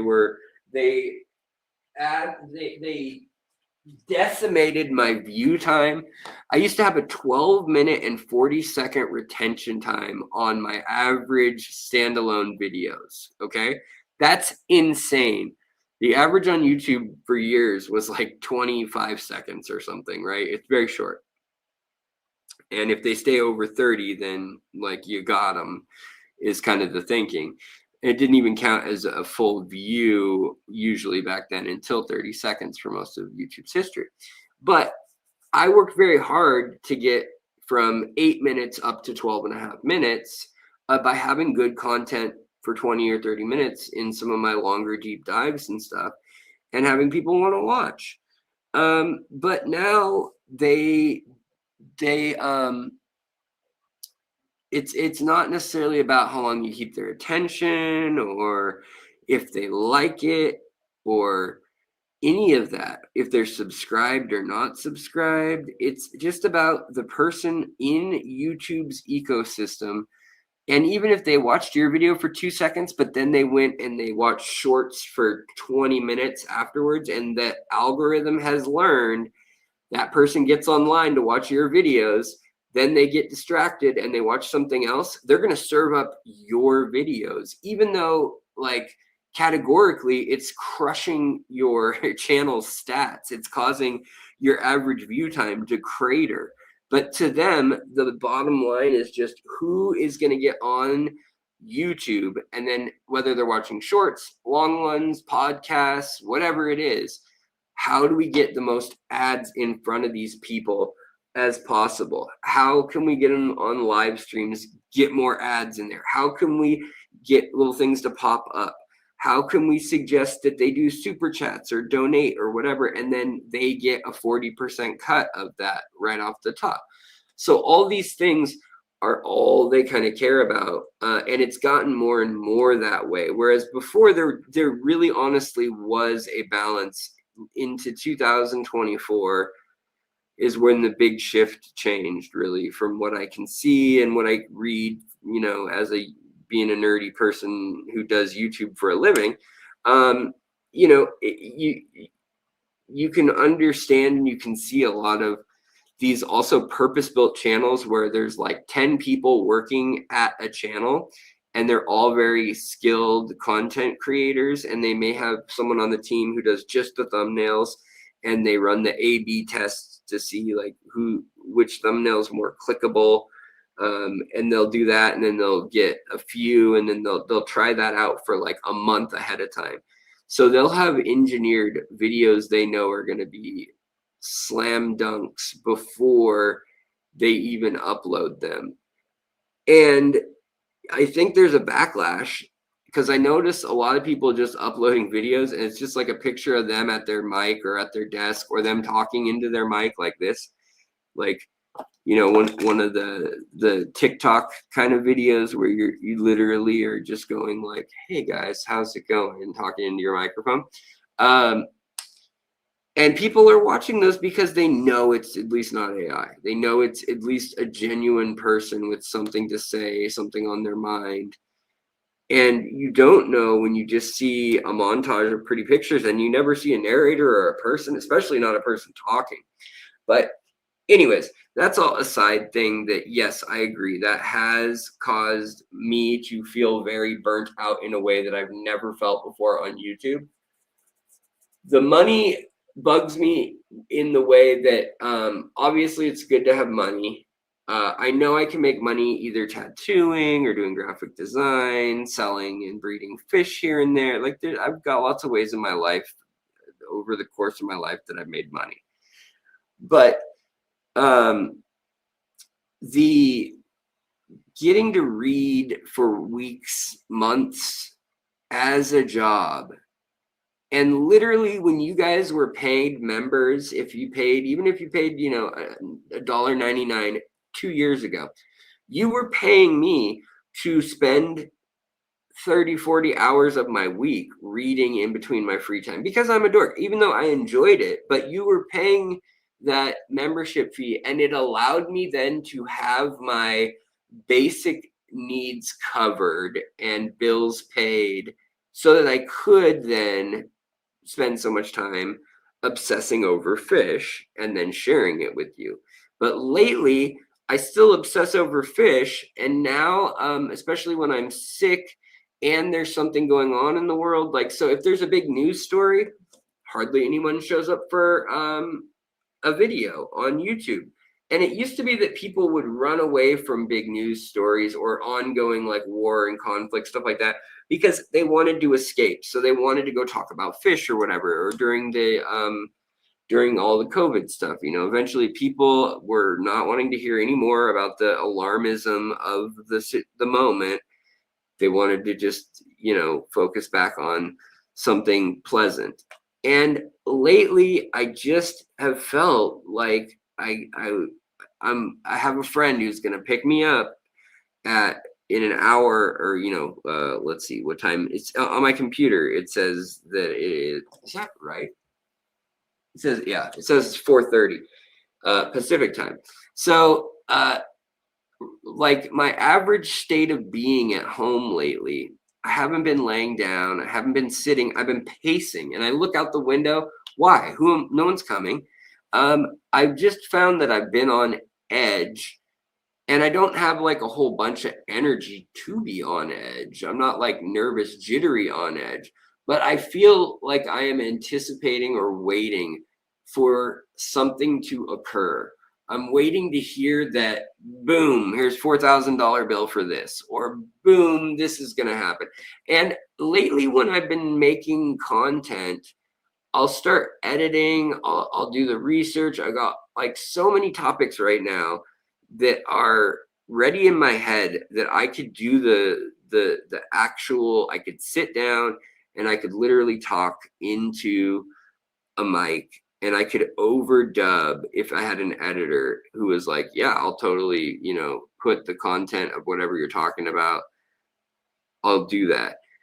And but I have probably 30 videos, 40 videos that I could just start narrating right now that I've done the research on. I could pull up the notes and we could talk about, oh, the species spotlight of these new Chinese hillstream loaches. You know, it could be the following 6 species, or Corridorus concolor, and you know, that really popular new species, all of these different things.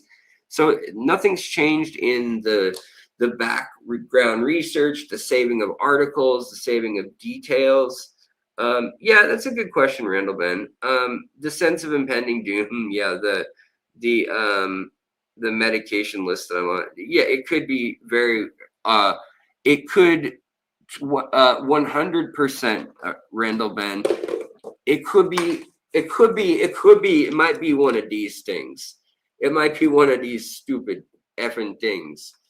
One of the many, you know, even just the antibiotics I've been on in the last 2 years are hell on your gut.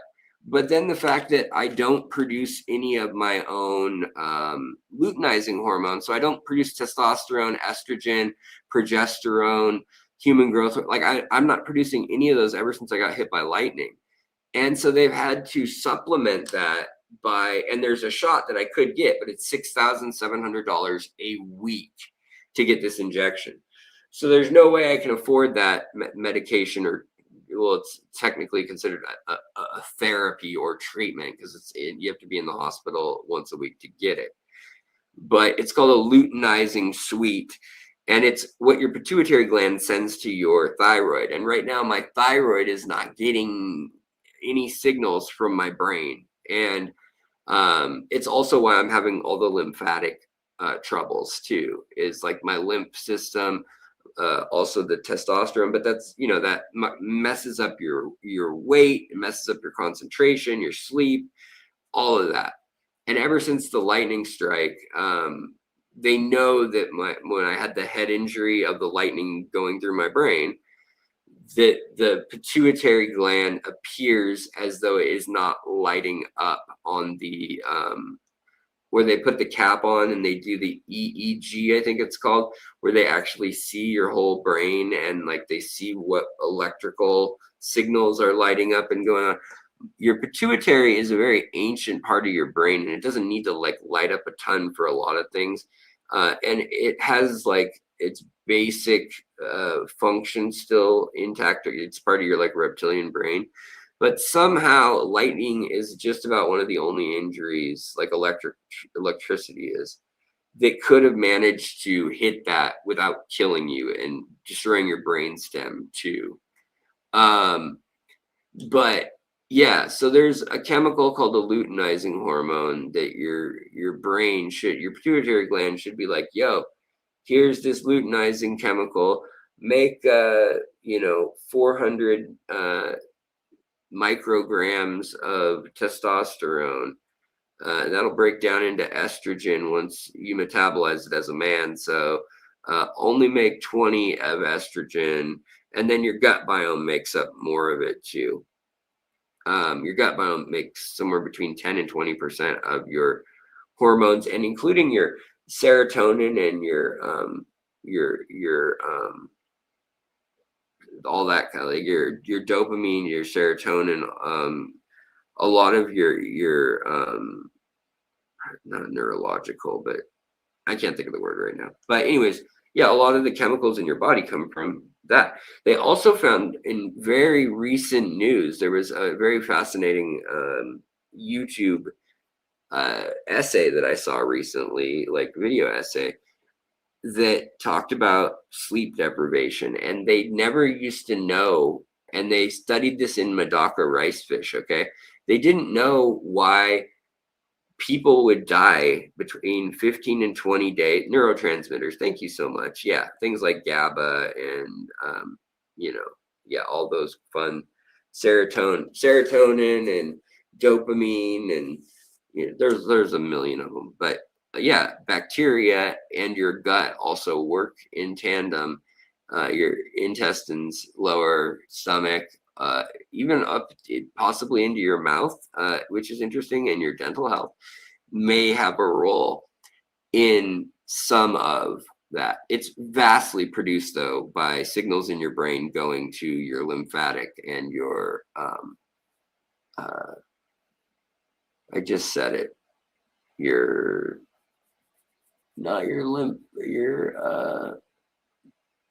underneath your norepinephrine. Yeah, you guys know all of them. Thyroid, thank you.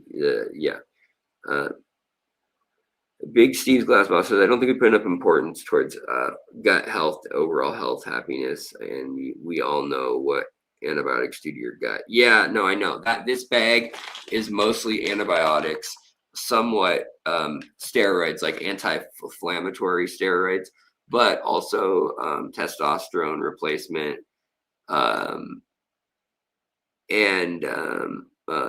Gabapentin takes away opiate withdrawals. Why is not used as detox med, I wonder? They do use it as a detox med now. Gabapentin, Neurontin. Yeah, they do use that as a detox med to help. They have used it for over 20 years, in that when I detoxed a few times before I was successfully off being addicted to opiates years and years ago. Watch, I just caused this whole stream. It probably won't get promoted to any of our viewers now. But that's fine. Whatever. Y'all are here and you're more important than who's not at the moment. No offense to those of you in the future who watch this. We're having a moment. But yeah, you know, we are, we're finding that. And the other thing that's really helpful for opiate withdrawals that was not utilized. Also, though, gabapentin there's a huge problem of the people who have died of overdose deaths of drugs, any kind, whether that's alcohol or aspirin or the big fent. They found that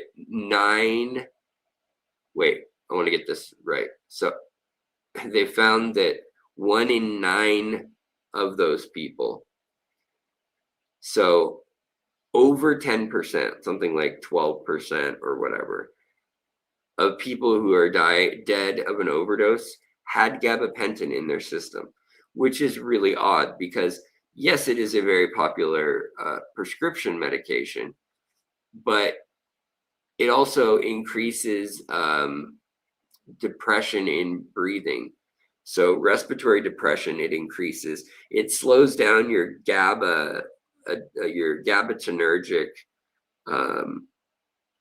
neurological, like the speed at which chemicals, I don't remember if it like down throttles the number of receptors or if it makes the actual signal weaker. I don't remember the mechanism it works off of, but it does make it so basically neurological pain, but overall neurological signals, not just pain, but just any signal. It makes it so that it is, it becomes harder for it to send as many like ow, ow, ow, ow, ow signals. Yeah. Tell me why it's a nightmare. Genuinely curious. Gabapentin, chronic nerve pain. Yep, that is what I was given it for. And yes, they have also linked it now to dementia. Yeah, I just the other day, it's only approved for, this is crazy. So I know this is a big side tangent, you guys, but if you've heard of gabapentin or Neurontin, it used to be given out like candy, like that and Flexeril or cyclobenzaprine, muscle relaxer, for anybody with like a hurt knee or hurt back or whatever. You're like, oh man, my back's out or my sciatic's flaring up or whatever, and I've always had issues because I broke my back at 16. But they used to say like, here's 240 gabapentin, like a huge bottle, and like the prescription bottle itself is also large, and they'd be like, take as needed for pain or whatever. But they thought it had no effect, like on your mind or body in the sense of like a high. So they just gave it to everyone, thinking, well, it's not an opiate or it's not a stimulant or anything. But now they're finding, oh wait, 30% of people who were abusing prescription opiates also reported abusing the gabapentin. And in prisons, they're finding it along with Seroquel and Suboxone are the most abused medications, like sold recreationally. Phenibut.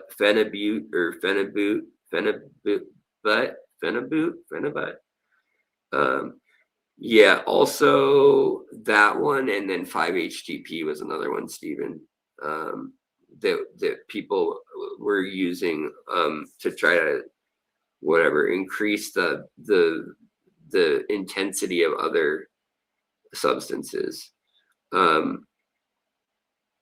Lightning, the effects it had on my endocrine system. That's why I'm having right now such problems with water retention too. Yeah. And they couldn't figure it out. It was wild.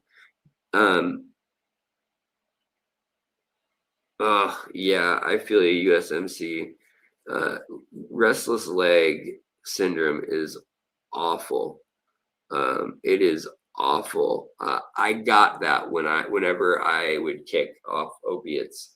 When I quit them um, several times and got clean, and got clean cold turkey for a number of years.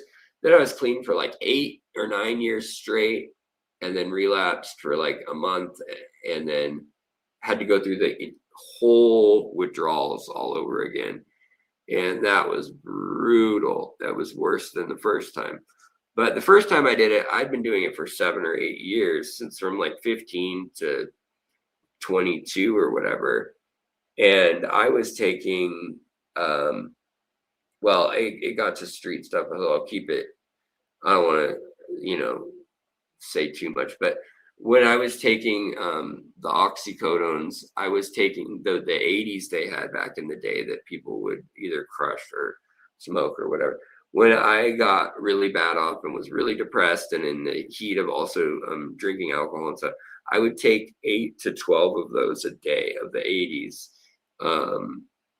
And yeah, where did I get them? That's a whole other crazy story about how overprescribed everyone was for a while there in like 04, ish, around that time.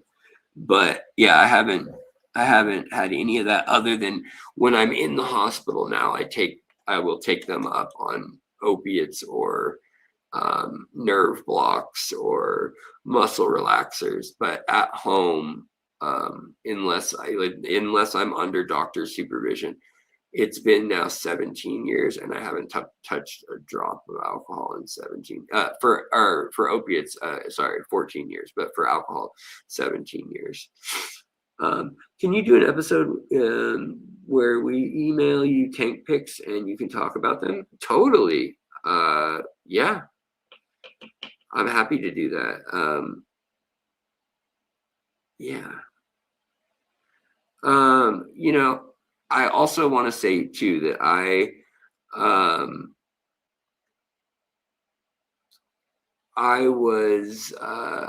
not, anything I've said today about any medication or whatever, I'm not a doctor.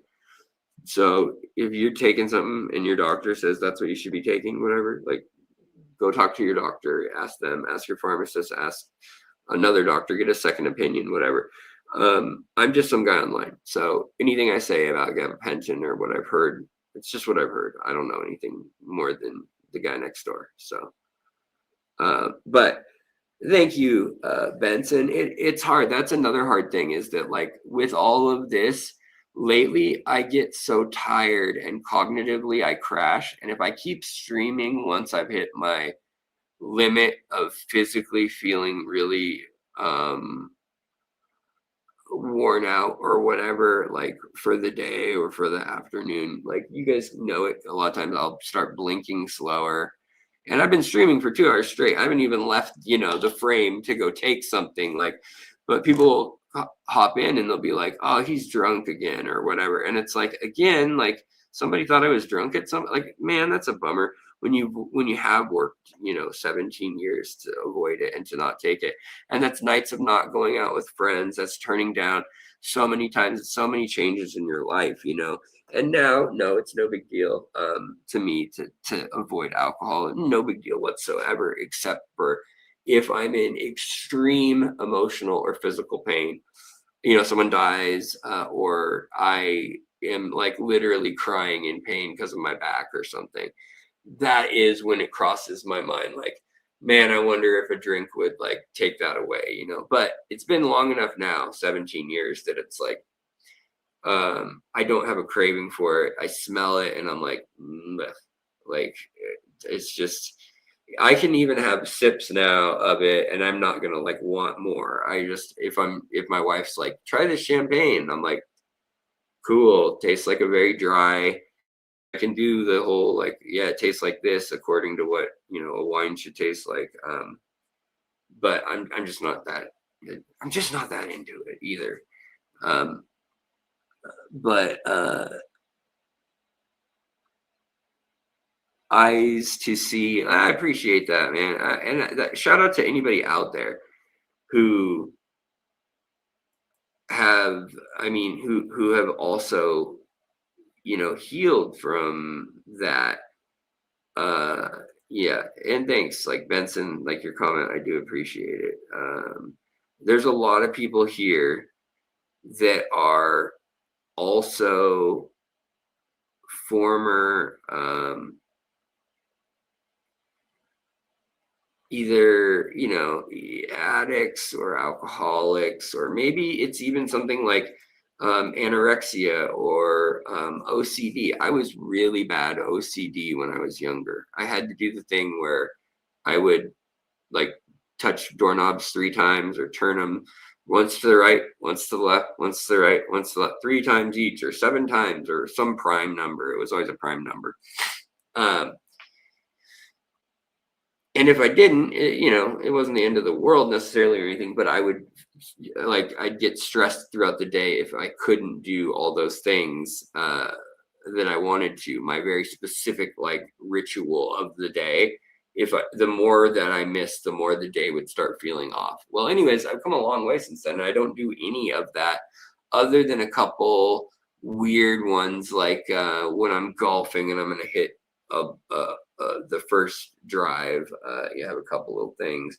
When I get in a car, and when I say goodbye to a loved one, like there's a couple things I do that are a little different, but I always, when I was a kid, I even though I know you can do sign language of I love you, but I used to go, I love you to my parents, and I'd hold up 3 fingers. Well, now our family, when my mom had her brain aneurysm when I was 17, she had one pupil blown and she could barely see out of her other eye.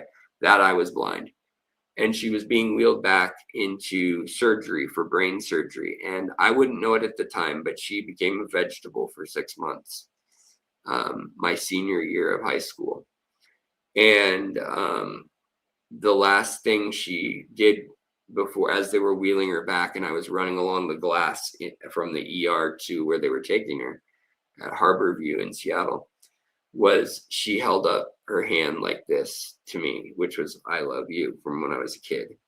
And so when she eventually did heal, she didn't remember that anymore. But now she knows the story of it. Now my mom is very a completely functional person now. She's learned to use, after having one half of her body not work, after losing a lot of her memories, including most of my life and childhood and stuff. She has at least been filled in on the details and has a working outline over the last 25 years now that works okay. Which is miraculous, because they said she wasn't going to make it. They tried out at the time what is called the coil surgery, which at the time it was the 7th person in the world to have had it. And they go up through your femoral artery, and they go up in through your heart, up through your neck, and then they put it into the deepest parts of your brain before, where they couldn't fix an aneurysm. They would put what's called a shunt in there, but it was just a titanium spring, really, that then they heat from the inside of the vein, and it would melt it, and also it would shape change like a memory metal, and they would reinforce the blown out side of the artery with that. So it actually saved her life, this surgery. And the guy who did the surgery that saved my mom's life, I haven't ever told this story on this channel, but Cooper Polly was his name, Indian guy, or Pakistani maybe. But he was a neurosurgeon, obviously, but he was speaking in Seattle. I think that was his name, Cooper. Yeah. But he was speaking in Seattle, and he was from Dallas, I want to say, or Houston. And he was there to talk about this new coil thing that he'd done 3 or 4 of it personally. And he wasn't there to be a surgeon or anything. But then my mom came in, and they were literally like, she's going to die. And they asked if he would step in and do surgery. And literally within a 6-hour window, she was there. They were debating how they were going to do surgery. They needed the MRIs, and back then they couldn't send MRI files digitally. So at 17 years old, we stole a Corvette from my friend's dad, who had a car lot Well, we drove up to his car lot, and my buddy knew where all the cars were. He took the keys to a brand new Corvette, and we had to drive to a city called Everett that's just north of Seattle, and then drive down to bring the DVD copies or whatever they were. Yeah, I think they were DVD, or it was a hard drive maybe. I don't remember. It was a bag that I got from the hospital in Everett where she had gone the day before for a headache. And she was now unresponsive, awaiting what brain surgery she's going to get. And they need the detailed, high resolution scans of her brain to compare with, how things have changed or whatever. So we drove like 140 miles an hour down the freeway at like 9:30 or 10 at night. And we got the files to them. But also before all that, like I had been drinking a lot at that point in my life at 17 years old. I was getting good grades and, doing chores, working a job. Like that was like, I was a pretty good kid in the sense of like, I didn't do mean or destructive stuff a ton. It was more just I was a kid and I was in pain, and I was also kind of like covering up some social anxieties and my OCD, and alcohol was just like the cure all to that at the time in my life. And it also helped me socially. I thought I needed it socially to talk to the cool kids or whatever. But that had caused friction between my mom and I. And so that morning, she literally said to me, "Oh my God, Alex," and I'm an only kid, their only kid and everything. And she said, "One of these days, you're going to give me a goddamn heart attack. I'm just going to drop dead. And I can't take it anymore. If you're going to live," and she was mad because I'd come home late and I'd been drinking. And I came home late and she had a suspicion I'd been drinking. And I was 17 and I was stupid. And "Oh, leave me alone. I'm getting good grades. I have a job. I pay for my car. Let me do whatever I want to do." And she's like, "You drove," and that turned into a whole thing. Well, then I went to school or whatever that day. She was getting ready for work. And that's when she had the brain aneurysm and like had a bad headache still from the night before. And then looked in the mirror and saw that one eye was completely a pupil and the other one was a pinpoint of a pupil. And yeah, but then my addictions and things got a lot worse as her going into a coma for about 6 months and then being in the hospital for 9 months, 2 brain surgeries. That was really hard on me as an only child. My dad then had to, like, we almost lost the house because even with double insurance, there were a lot of out of cost charges of like experimental treatments for my mom and stuff. And so they had like a couple $1,000,000 in debt racked up. So they paid it all. They're still together. They married each other out of high school. Like, so much power and props to my parents, I gotta say. But yeah, it's been a crazy life. And that is what set me down a path of then, oh, sure, I went to college. I did all the things I thought like I had to do, that I was expected to do by my family.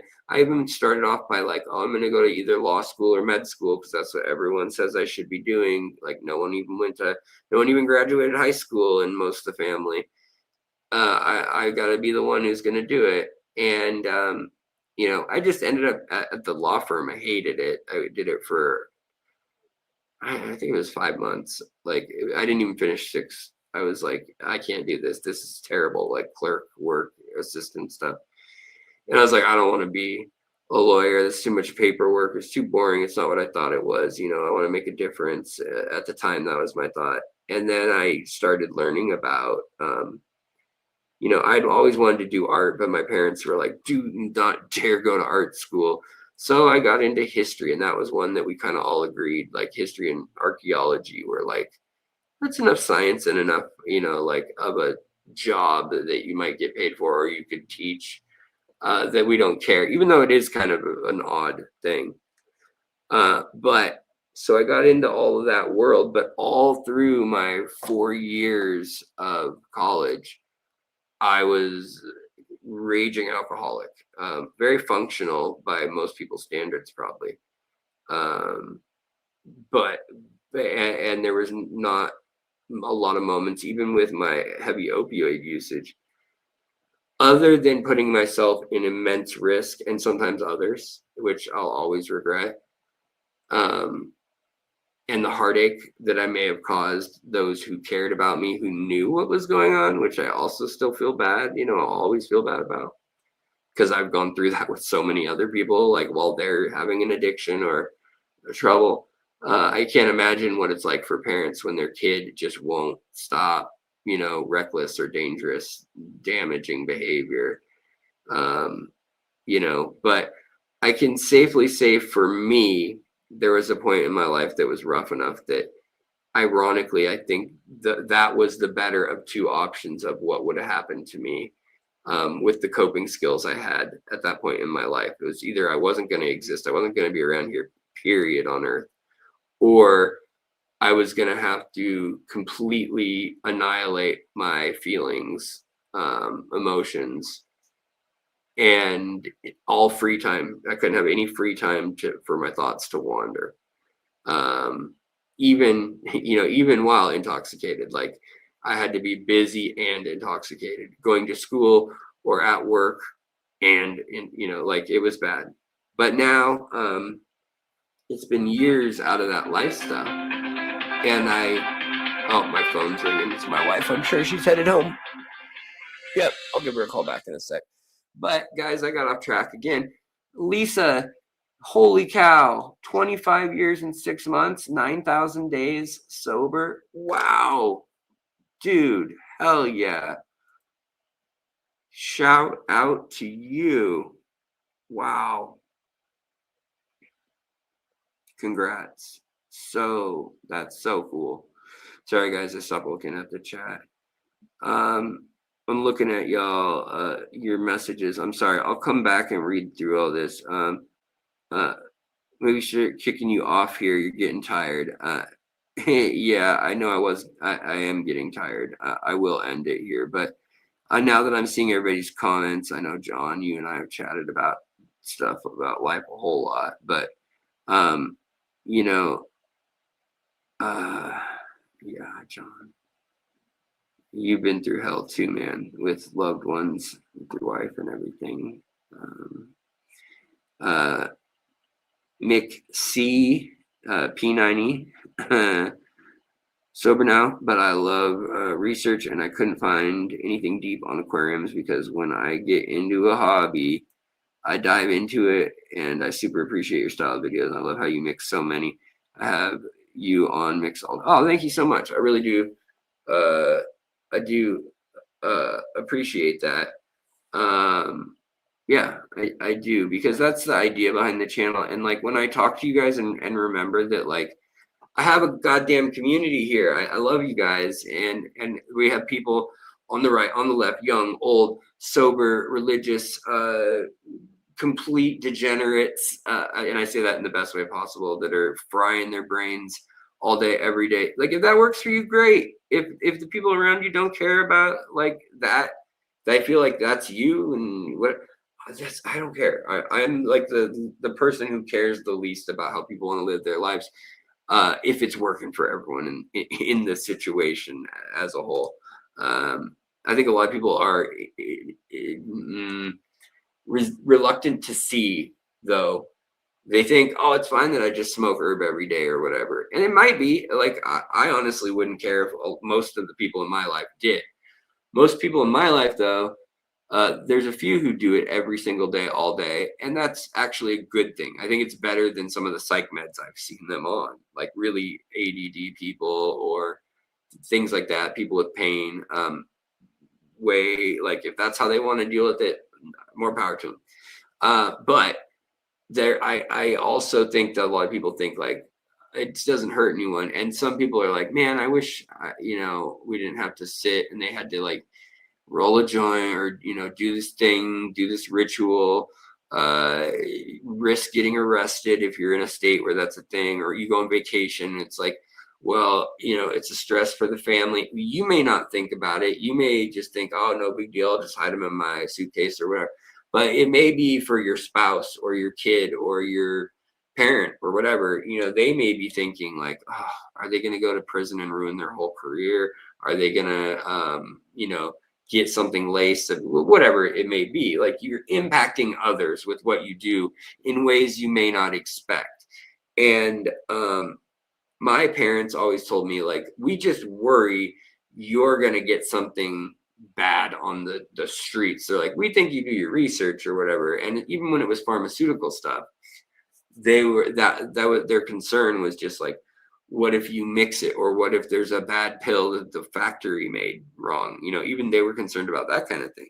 So it doesn't matter like how controlled you think the situation is. Like, that was and they didn't know the whole of it either, obviously, but I hurt them. You know, I caused them hours and hours of needless worry and also pain. And so I feel bad for that, and I must atone for that. And that's also like why I want to atone for other things I've done by teaching and by, you know, trying to stay engaged in things. And I'm just trying to be honest with you guys and have this conversation also to tell you that, like, guys, I've been dragging for a while now. I keep trying to like keep running back into the fight, and then something will come up, you know, like health wise. But I do have this whole trove of content that will be coming out at some point. And that's how my mind works a lot of times, is you see a video, well, it actually came out in my head. I did all the research 2 years ago for it. And it's just, I was waiting for something exciting to spark that, like, oh, I really want to talk about this now, or it connects to something we just talked about on the channel. And sometimes that's firing like this. And I just like, and you know, it's one thing after another. Lately though, it feels like I have all these like, oh yeah, I do want to talk about that eventually. And I just don't feel the urgency. I don't feel the, like, it feels like the house is burnt down and I'm standing in the ashes, and I'm like, which pile of charcoal should I clean up first? None. I mean, anything's a good start, I guess, but it's all effed. It's all burnt down. Like, this all sucks. That's a little over dramatic, but it's kind of a feeling between that and, like I said earlier, I have had this general feeling in life, not just with the channel, not just with content, not with just aquariums, but I feel like someone was supposed to be here a half hour ago, and they're supposed to pick me up and take me to an appointment for the doctor.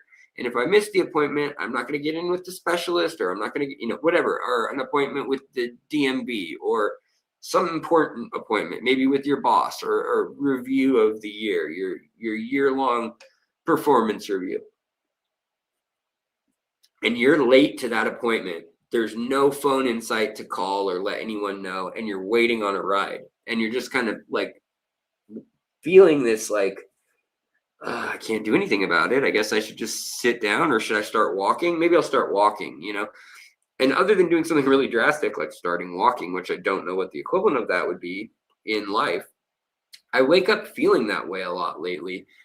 That like I'm waiting for something really bad to happen, or I'm just waiting for the time when I'll know it's right to say, all right, now it's like, it's been bad, but now it's like a crisis and we have to do X, Y, or Z.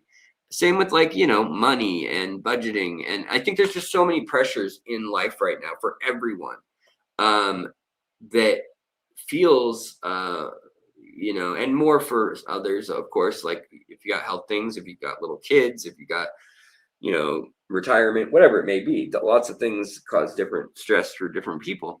But it's been, especially when you're cognitively already like having a tough time and fading a lot of days and stuff.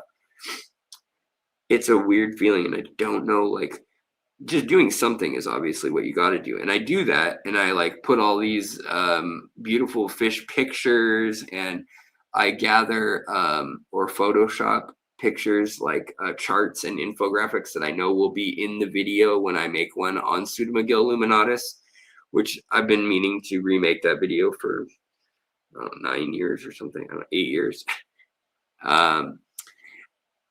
But I just, there's something I just haven't pulled it all together yet. But I know I'll go through a phase soon again, as I always have in life, where I pull it together. Jan, thank you so much for I did see the super chat. I wanted to just say that I did see that. I really do appreciate that so much. 19, that's very, very, very kind of you. Is above and beyond. I appreciate you for so much, but I mean, thank you. You always have been so supportive and kind. It really does make a difference. And it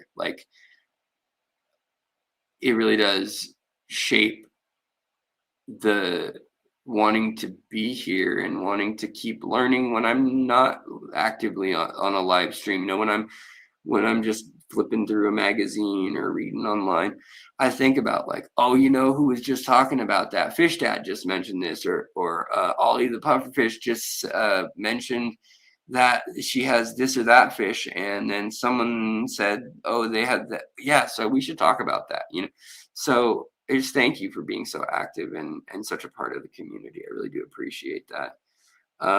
Also, I saw another super chat too. Lady New Gradia, thank you so much. That is very, very generous as well. Thank you. Super chat, I appreciate it. Yeah, thank you. Someone that I used to know.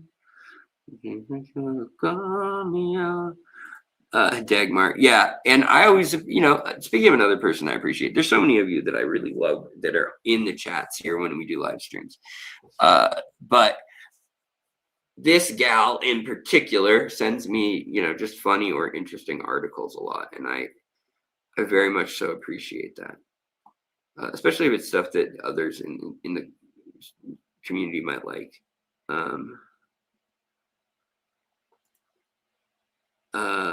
Nice. Roland or Ronaldo or Rolando. I understand that big time though. Like not doing it day by day, hour by hour. Sometimes you got to just take it moment by moment, you know? And if you do that long enough, you stop worrying about it at all. So, you know, like some people, it eats them alive to do it that way, where they're thinking about, well, I'm not drinking right now, so I'm sober, I'm good to go. Other people need to think about like just another hour and I'll be good. And then when that next hour comes, then you worry about the next hour, you know, and it's just one chunk of life at a time. And honestly, if you're not doing it right, it will feel like I've just described I've felt lately, which is waiting for someone to pick me up for an important event that I need to get to and I have no control over if I miss or how late I'm to, and hoping that my profuse apologies to the judge or to the doctor or whatever is what gets me through this, but not knowing if my friend's even going to come pick me up or if the bus is even going to come. That feeling of hanging, just being left hanging there and awaiting the universe or luck or someone else's choices and decision making, having such control over your life, day, whatever, it can feel like that with a lot of sobriety and stuff too. If you're living every day as like, I just got to make it till tomorrow, and you're literally holding on like, well, tomorrow I will have a drink, you know?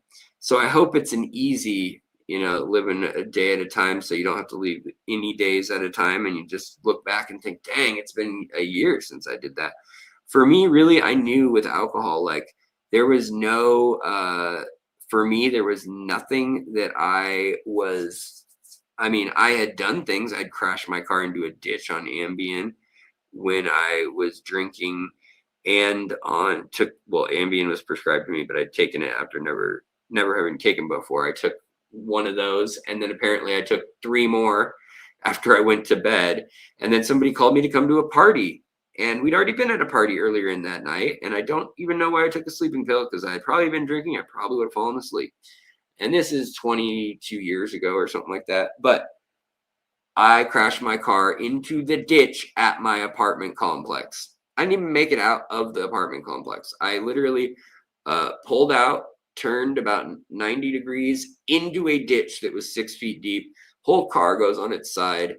And it was so that the driver's side door kept falling closed on me, and the whole car is on its side. Almost, I mean, it fell into this super deep ditch, and I took out my own mailbox, and I have a cop shining a flashlight on me, and it's pouring rain, and it's like 1 a.m. on a Tuesday, and he's like, "Where are you going?" And I'm like, I don't know. My car rolled back, I think. I don't know. And luckily somehow I didn't get in trouble for that. Maybe because it was on the same property that it started on and everything, and I didn't hit anybody. But luckily I didn't die or hurt someone, obviously. But yeah, that was a really, really weird situation. And alcohol, if the alcohol hadn't been involved, I don't know if the Ambien would have still done it to me anyways. And that was just that's a weird medication. But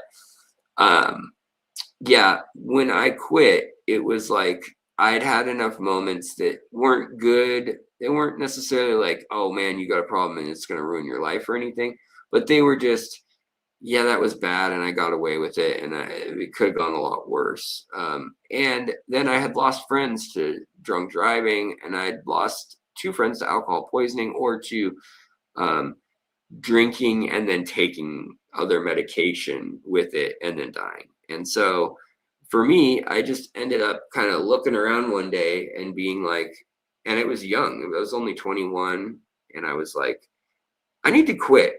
I'm getting straight A's. I'm getting I'm finishing my master's thesis in archaeology, and I am like, my professors like to drink with me after we, finish up in the lab. We go drink after work or whatever. But I can put back a whole bottle and not be hungover the next day, and that's a problem. That it's every night. That's just how the night ended. Was a whole lot of something. And every social event was always, oh, let's go hiking. Okay, well, we'll put a pint in the pack too, or in my cargo shorts or whatever. And so one day, yeah, I just right around my 21st birthday was the first real, like, you know what, I don't need this. And so I said, I don't want to go anywhere for my 21st birthday. I drank a few more weekends after that. And then after that, there was no great goodbye. There was no great send off like a lot of people tried to do. I just said, I'm done. I'm over it. I'm tired of it. It's expensive. It's killing my body, I'm sure. And I went to the doctor after that, and I got a full physical, and I thought, I'm hosed. I've been drinking since I was 15 like a fish, drinking 1 liter to 2 liters every single day, of hard alcohol. And luckily I escaped that. And then I proceeded to just switch to what the doctors gave me, and then went down that dark trail for another 6 or 7 years before I broke free of that. And aquariums and nature is what, and art are what broke me free. Then the lightning happens, and you guys have seen other videos that cover all that. But I figured I'd share all that while I was spilling my guts. Ooh, guts. Also, USMC, thank you very much. Lots of friends here now. Love it. Love you too. I love you too. Thank you so much. That's really sweet. Yeah, I really do appreciate how we can all connect and connect through the other stuff too. Like, nobody has to be a former addict or someone who's got chronic pain or chronic disease. But a lot of us in the community have one of those things, and almost everyone has someone in the family with one of those things. So it is a real part of what becomes part of the hobby, the community, our lives. And for me, I have to have that stuff in order before I can focus on the aquariums. But a lot of times having the aquariums here and nice looking and fun, or, ready to go stare at, is something important too. And I do feel weird, like the fact that I don't have 34 aquariums. Now I have only 6 aquariums in the fish room, and I only have 3 in the rest of the house and the ponds in the backyard. But compared to 34, I'm down to 6. And I've given away or sold a lot of fish. And I hope that I'll go back up again. but I'm hoping that now we can do more of like research paper, interviewing, ichthyologists, going on location collecting. I'm hoping that the rest of this year and into 2027, that the channel can kind of reach its final form of kind of being like an archive, also trying to get all the old ichthyologists or club members stories and interviews is another thing that I've been thinking about, kind of pivoting towards trying to focus on. So but also, the deep dives are always good, but I don't know what will hold everyone's attention the best when. But at some point I won't care, and it's just stuff I want to do. I care about for the hobby and for the sake of getting it done, because I'm passionate about this thing. But all right, you guys. Well,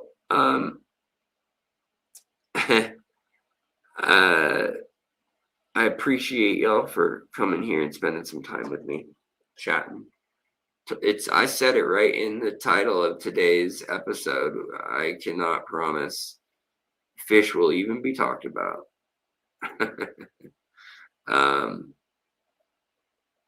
But we did talk about what the next hot fish was, so which I think some of those morphs of the Hillstream loaches are pretty freaking fire.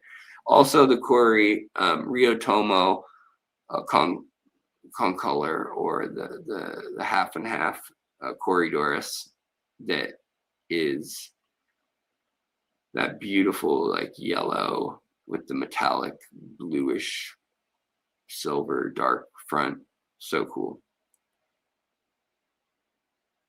You're a fish, so the topic was still fish. Technically, yeah, you can argue anything's a fish pretty much. Any higher order organism is a fish. I should take it's actually time to take my antibiotics. My third of the day. There's 4 in a day of this one I'm on. Also, my voice is just shot. So, guys, I'm gonna call it right at the 3-hour mark here, and we're all fish down here. And yeah, shout out to Sumi, wherever that lazy cat is. She's probably laying in it's not even sunny out. It's gloomy today. But you guys, I appreciate all of y'all, and thank you so much. Definitely I'll be back around hopefully Friday, maybe the day after if I'm not feeling up to it that day. But I'm out of here. Luke, sorry, man. We'll talk soon. You always get here right when I'm wrapping it up. And I even started earlier today thinking, I'll get a different crowd slightly than when I start at 4:30, But also, I thought the internet would hold up better because it's been acting really slow. All right, you guys. Yeah, hit that like button on the way out if you haven't yet. I appreciate it. And everybody have a wonderful time. If you're restocking your tanks, use the savings codes we have. Also, Imperial Tropicals had some pretty cool fish they were showing on their website and their live stream earlier today. Might be worth checking out. If you're loaded, if you're one of them money people. All right, guys. Have a good one. Oh, man. Okay, Luke. Thanks, man. It's always good to hear from you. I do need to call you back, and we need to catch up as always. It's always my fault. Chevy, thank you. And yes, I need to call the wifey back as we speak right now. All right, guys. Much love. And take me to the pilot of your soul. Take me to the pilot. I'm a stranger. Na na na na na na na na na na na.